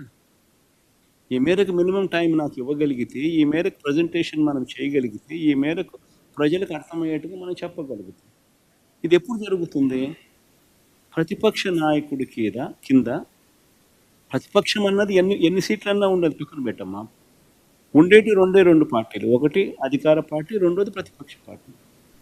సో ప్రతిపక్ష పార్టీకి యాక్సెప్ట్ చేయడంలా. ఎందుకంటే యాక్సెప్ట్ చేస్తే ప్రతిపక్ష పార్టీకి ఒక నాయకుడు అనేవాడు ఉంటాడు కాబట్టి ఆయన ప్రతిపక్ష నాయకుడిగా యాక్సెప్ట్ చేయాల్సి వస్తుంది. యాక్సెప్ట్ ఒకవేళ చేస్తే నువ్వు చంద్రబాబు నాయుడు గారికి ఎంత మైక్ టైం ఇస్తావో అపోజిషన్ పార్టీ లీడర్కి కూడా అంతే మైక్ టైం ఇవ్వాల్సి వస్తుంది.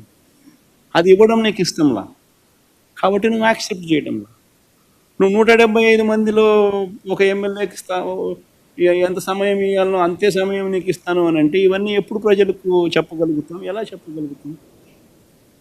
చెప్పాలి అని అంటే ప్రజలకు మనం కమ్యూనికేట్ చేయగలగాలి అని అంటే చేసే పరిస్థితి వాళ్ళు క్రియేట్ చేయగలగాలి.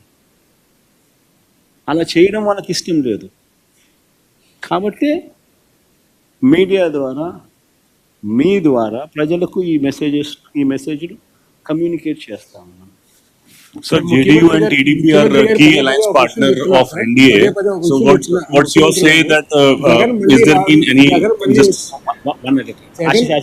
ముఖ్యమంత్రి గారు పదే ఒక విషయం చెప్తున్నారు, జగన్ మళ్ళీ రావడానికి నమ్మకం లేదు కాబట్టి, ఎందుకంటే 40% ఓట్ షేర్ ఉంది కాబట్టి ఆ భయంతోనే పెట్టుబడి పెట్టేవాళ్ళు ఎవరు ముందుకు రావట్లేదు అని చెప్పి కూడా పదే ముఖ్యమంత్రి గారు చెప్తున్నారు. సార్ తెలుగుదేశం పార్టీ రాదని చెప్పి ప్రతి ఒక్కడు అంటున్నాడు స్వామి. ఒకసారి పోయి చూసుకోమని చెప్పాను పరిస్థితి ఏందో ఒకసారి. తెలుగుదేశం పార్టీ డిపాజిట్లు రావు నెక్స్ట్ ఎలక్షన్లో. ఆయన పరిస్థితి, ఆయన పాలన ఇలా ఉంది. నేను చెప్పిన దానిలో ఏది అవాస్తవాలు కాదు. సూపర్ 6 నీకు వస్తా అందా? కనీసం నీ ఇంట్లో అన్నా కనీసం నీ ఒక్కరికన్నా ఇస్తున్నాడా?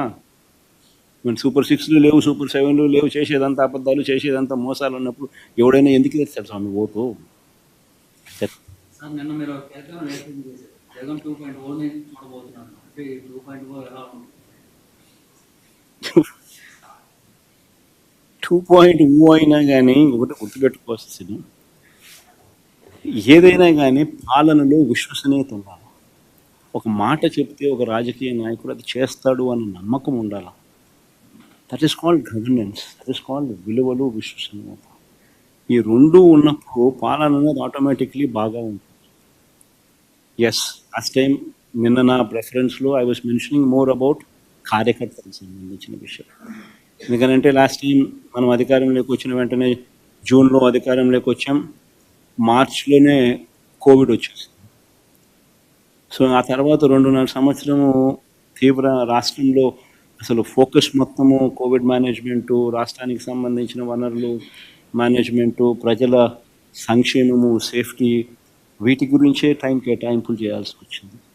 సో ఈ నేపథ్యంలో కార్యకర్తలకు ఒక నాయకుడిగా, ఒక పార్టీ నాయకుడిగా, ఒక లీడర్గా, కార్యకర్తలకు ఒక తండ్రిగా చేయగలిగింది బహుశా నా దృష్టిలో నేను తక్కువ చేసినానని నాకు అనిపించింది. ఎందుకు అనిపించింది అని అంటే ఈరోజు వైఎస్ఆర్సీపీ కార్యకర్తలు ఈరోజు పడతా ఉన్న బాధలు చూసి, ఈరోజు చంద్రబాబు నాయుడు అనే వ్యక్తి వాళ్ళకు పెడతా ఉన్న కష్టాలను చూసి, నిజంగా వాళ్ళను చేస్తూ ఉన్న హెరాస్మెంట్ని చూసి, సో ఇవన్నీ చూసినాక వాళ్ళకు మంచి చేయాలి. వాళ్ళ మీద ఎవరైతే జులుం ప్రదర్శించినారో వాళ్ళందరికీ బుద్ధి రావాలి. పోలీస్ డ్రెస్ ఉంది కదా అని చెప్పి నీ ఇష్టం వచ్చినట్టుగా నిన్ను ఇల్లీగల్గా అరెస్ట్ చేయకూడదు. There's got to be some account of responsibility. అలాంటి వాళ్ళతో, ఆ అన్యాయం చేసిన వ్యక్తితో, అన్యాయం చేయబడిన వీళ్లకు సెల్యూట్ కొట్టించి క్షమాపణ చెప్పిస్తాం. ఒకవేళ అలా చేయకపోతే చట్టం ముందు నిలబెట్టించే కార్యక్రమం చేస్తాం. ఇలా ప్రతి ఒక్కరికి కూడా గవర్నమెంట్ అంటే మీకు తోడుగా ఉంటుంది అన్న నమ్మకం కలిగించే విధంగా ప్రతి అడుగు వేస్తాం. వైఎస్ఆర్సిపి 2 పాలన కార్యకర్తలకు భరోసాగా ఉంటుందని మాత్రం ఖచ్చితంగా చెప్తాను. Sir, you've talked about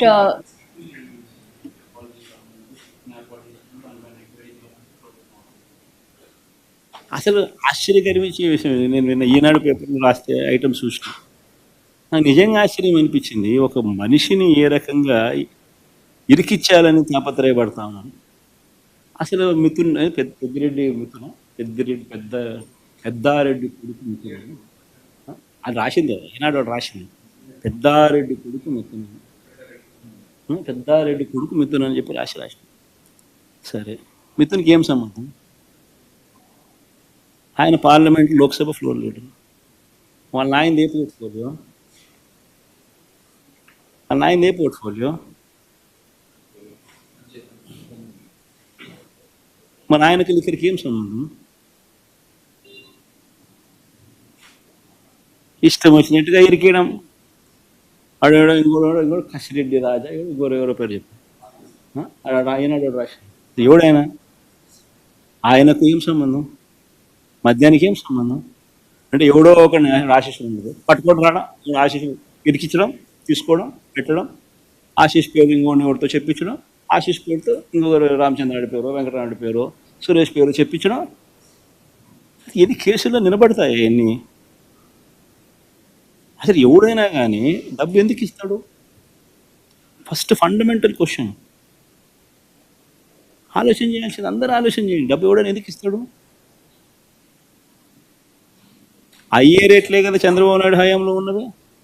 same basic రేట్లే కదా. ఇంకా మన హయాంలో బేసిక్ రేట్లకు సేమ్ పెట్టి ట్యాక్సులు పెంచినాం. బేసిక్ రేట్ అదే కదా. చంద్రబాబు నాయుడుకి ఇచ్చినడం వల్ల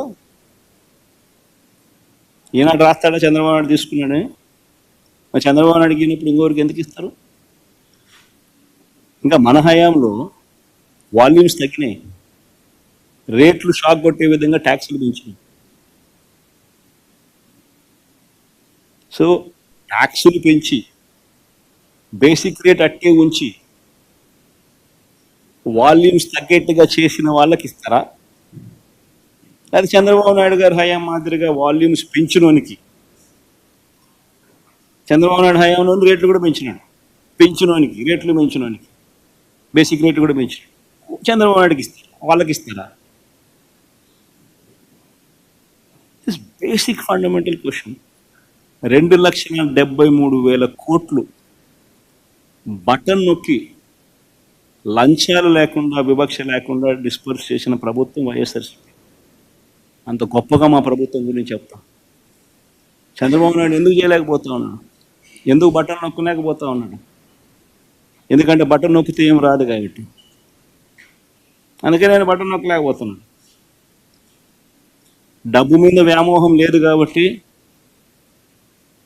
పేరు మీద కాంక్ష ఉంది కాబట్టి, చరిత్రలో నిలబడిపోవాలన్న తపన ఉంది కాబట్టి, ప్రతి ఇంట్లో నా ఫోటో ఉండాలన్న ఆరాటం ఉంది కాబట్టి 2,73,000 కోట్ల రూపాయలు బటన్ నొక్కిన డీబీటీ.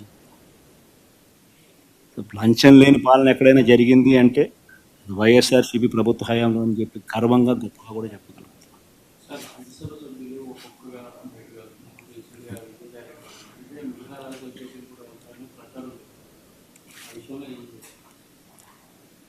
బేసిక్లీ ఒకటి గుర్తుపెట్టుకోవచ్చు.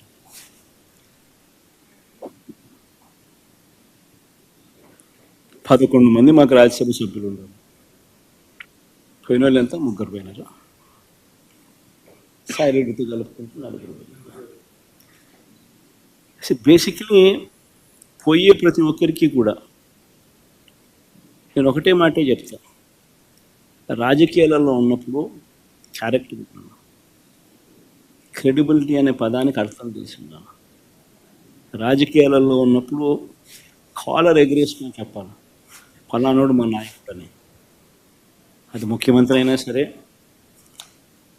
ఎమ్మెల్యే, ఎంపీ అలాంటి ఆయనైనా సరే, ఎమ్మెల్యే అయినా ఇలాంటి అయినా సరే, ఎవరి గురించి అయినా కానీ ఇట్లా గొప్పగా చెప్తాం. కానీ మనమంతటి మనమే ప్రలోభాలకు లొంగో, భయపడో, ఏదో కారణం చేత మనమంతటా మనమే మన వ్యక్తిత్వాన్ని, మన క్యారెక్టర్ని, మన క్రెడిబిలిటీని మనం పణంగా పెట్టి మనం కాంప్రమైజ్ అయ్యి అటువైపు మనం పోతే మన గౌరవం ఏంది,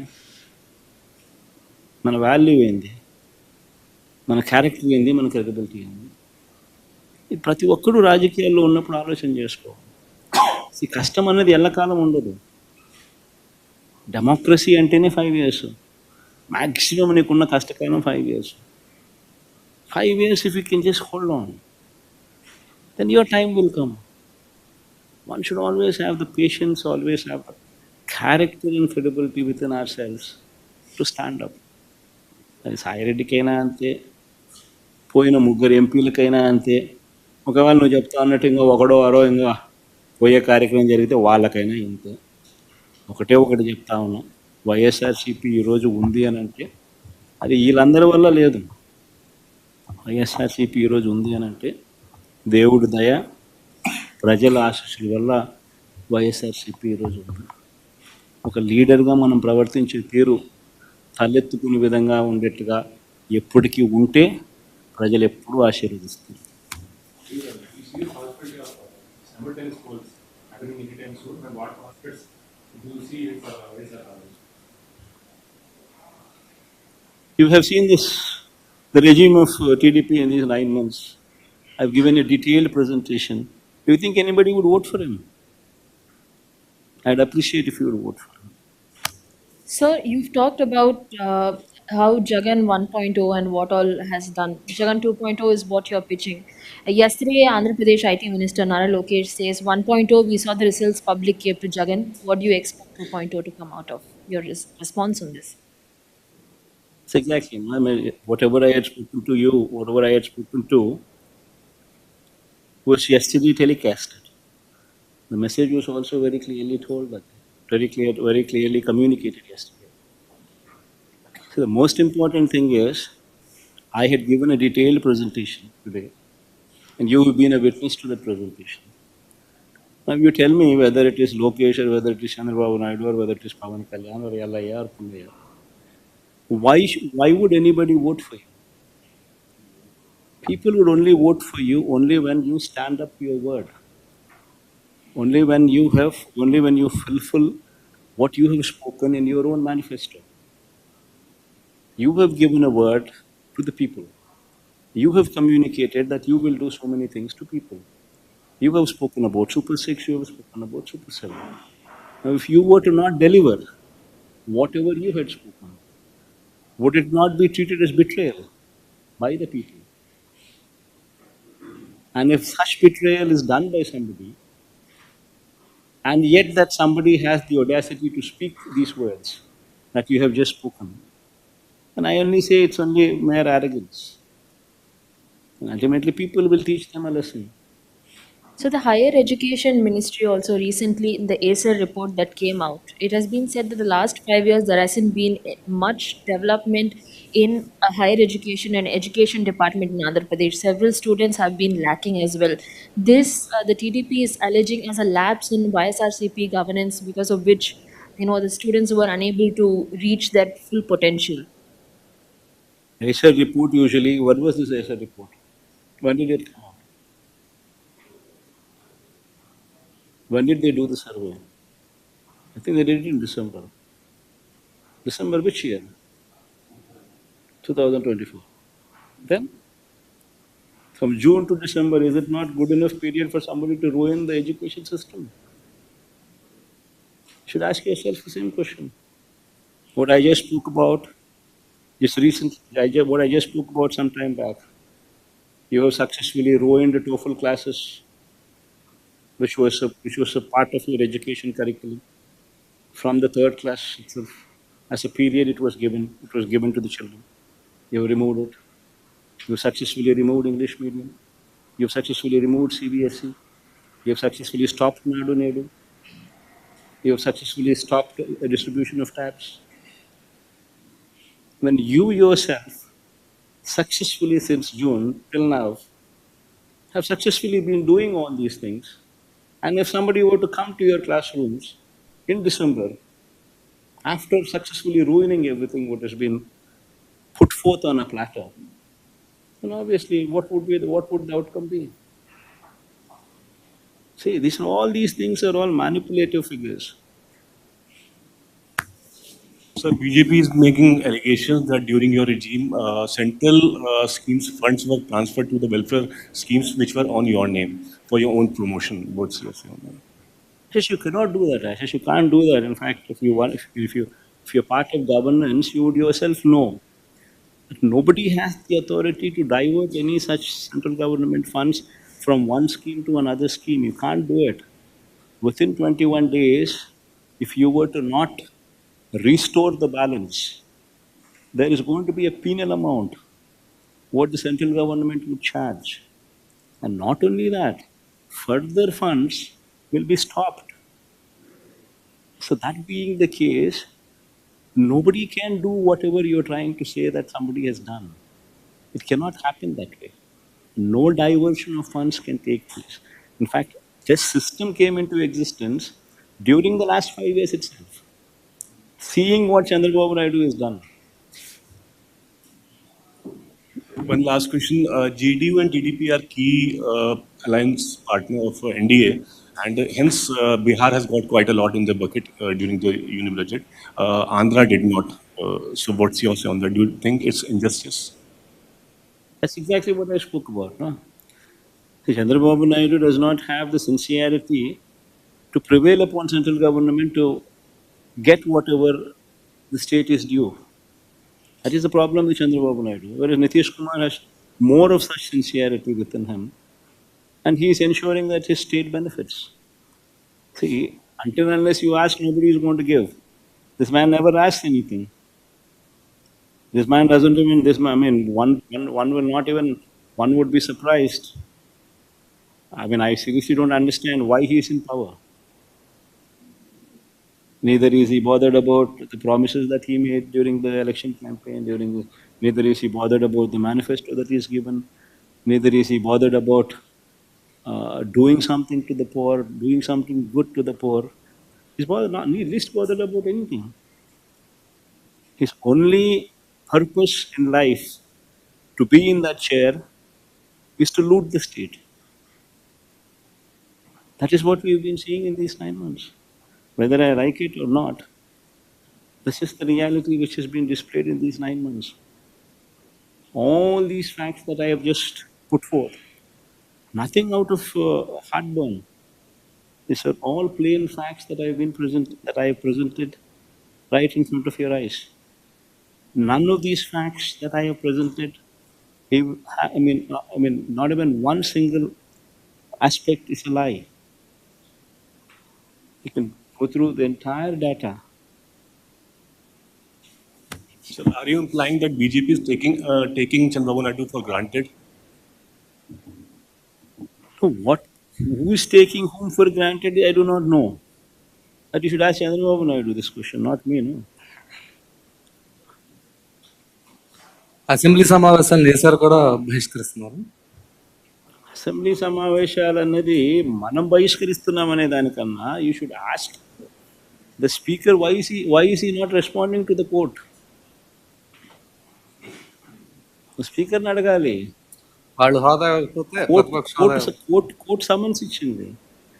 కోర్టు స్పీకర్ను రెస్పాండ్ కమ్మని చెప్పింది. ఎందుకు రెస్పాండ్ కాడన్నా? రెస్పాండ్ అయినారు అని అంటే సమాధానం చెప్పాలి కదా. సమాధానం నువ్వు చెప్పాల్సి వస్తుంది, ఇవ్వాల్సి వస్తుంది. కనీసం మీ ఎమ్మెల్యేలు అయినా వెళ్ళి స్పీకర్ ఇదే క్వశ్చన్ అడగచ్చు కదా మీరు.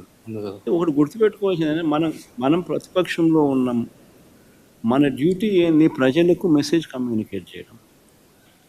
నీ ద్వారా కమ్యూనికేట్ చేసినా ఈ మాదిరిగా సిన్సియర్గా, ఈ మాదిరిగా ఫ్యాక్ట్స్ అన్నీ చెప్తూ, ఈ మాదిరిగా ప్రజెంటేషన్ చేస్తూ ప్రజలకు సత్యాలు చెప్పడం మోస్ట్ ఇంపార్టెంట్ థింగ్. ఇప్పుడు ఇవన్నీ లైవ్ టెలికాస్ట్ జరుగుతూ ఉన్నాయి. సమాధానం చెప్పండి వాళ్ళను. That is what people want. నువ్వు నేను ఎదురుగా గుద్దుకోవాల్సిన పనులా, కొట్టుకోవాల్సిన పనులా, కుస్తీ పడాల్సిన పనులా, ఎదురుగా ఉండాల్సిన పనులా నేను నీకు చెప్పినా, నువ్వు చెప్పు, సమాధానం చెప్పు. వాళ్ళు వీటి మీద మాట్లాడట్లేదు. మీరేవైతే అంటున్నారో అవన్నీ జగన్ గత ప్రభుత్వంలో తప్పులు చేయడం వల్ల ఇప్పుడు అదే చెప్పేది. ఎందుకంటే వాళ్ళు చేయాలని లేదు. చేయాలని లేనప్పుడు కనీసం సిన్సియారిటీ టు అపాలజైజ్ కూడా లేదు. నువ్వు చేయాలని ఫస్ట్ ఇప్పుడు చేయలేని పరిస్థితి అని చెప్పి తెలిసి సాధ్యం కాని హామీలు నువ్వు ఇచ్చావు. సాధ్యం కాదని తెలిసి నువ్వు హామీలు ఇచ్చావు. సో నువ్వు మొట్టమొదటి రోజు నుంచే మోసం చేయడానికి నువ్వు అడుగులు ముందుకేసావు. మోసం అని చెప్పి ఏ రోజైతే నువ్వు బయటికి ఫేస్ చేయాల్సి వచ్చినప్పుడు ఆ మోసం చేసినందుకు నేను సారీ అని కూడా నువ్వు చెప్పలేకపోతా ఉన్నావు. ఆ చెప్పి చిత్తశుద్ధి సిన్సియారిటీ కూడా నీలో లేదు. దాంట్లో కూడా నువ్వు ఇతరుల మీద ఏలెత్తి చూపించి ఎందుకు నేను చేయలేకపోతున్నాను అని చెప్పి జస్టిఫై చేసే కార్యక్రమం చేస్తా ఉన్నావు. సో దాని అర్థం ఏంది? నీకు సోల్ లేదు. You do not have the heart of the soul. What is very important for a politician. రాజకీయ నాయకుడికి మంచి మనసు ఉండాలి. మంచి మనసు ఉంటే ప్రజలు బాగుపడతారు. అసెంబ్లీకి రాకపోతే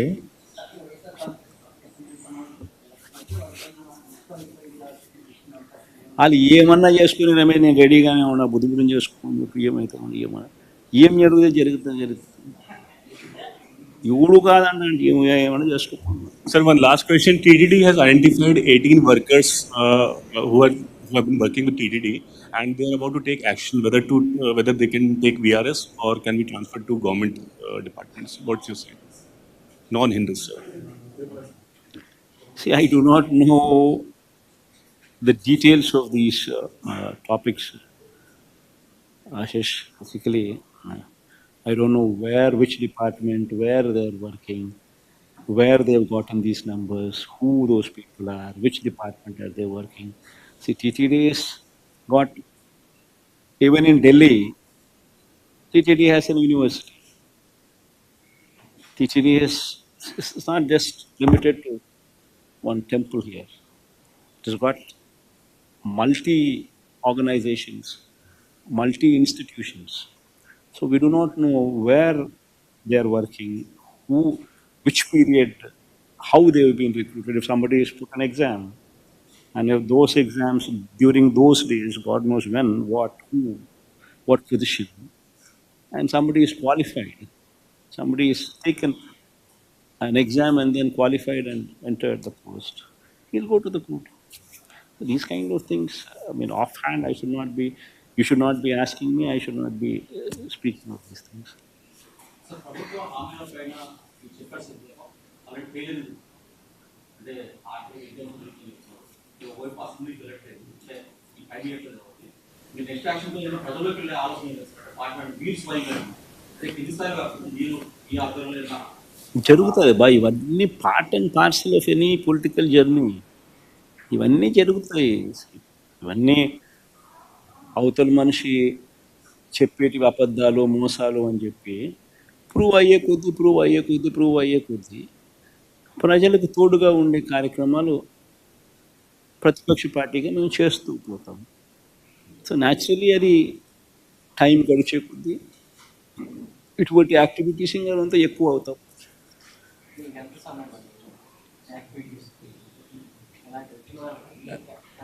అదే జిల్లాల పర్యటన అన్నారు కదా, జరుగుతుంది. బాగా చాలా టైం ఉంది దానికి. 9 నెలలే కదా అయ్యింది. సంక్రాంతి తర్వాత అన్నారు కదా, సంక్రాంతి తర్వాత అని చెప్పారు కదా. జరుగుతుంది సంబంధించి ఆ టైం వచ్చినప్పుడు జరుగుతుంది. ఆ టైం వచ్చినప్పుడు జరుగుతుంది.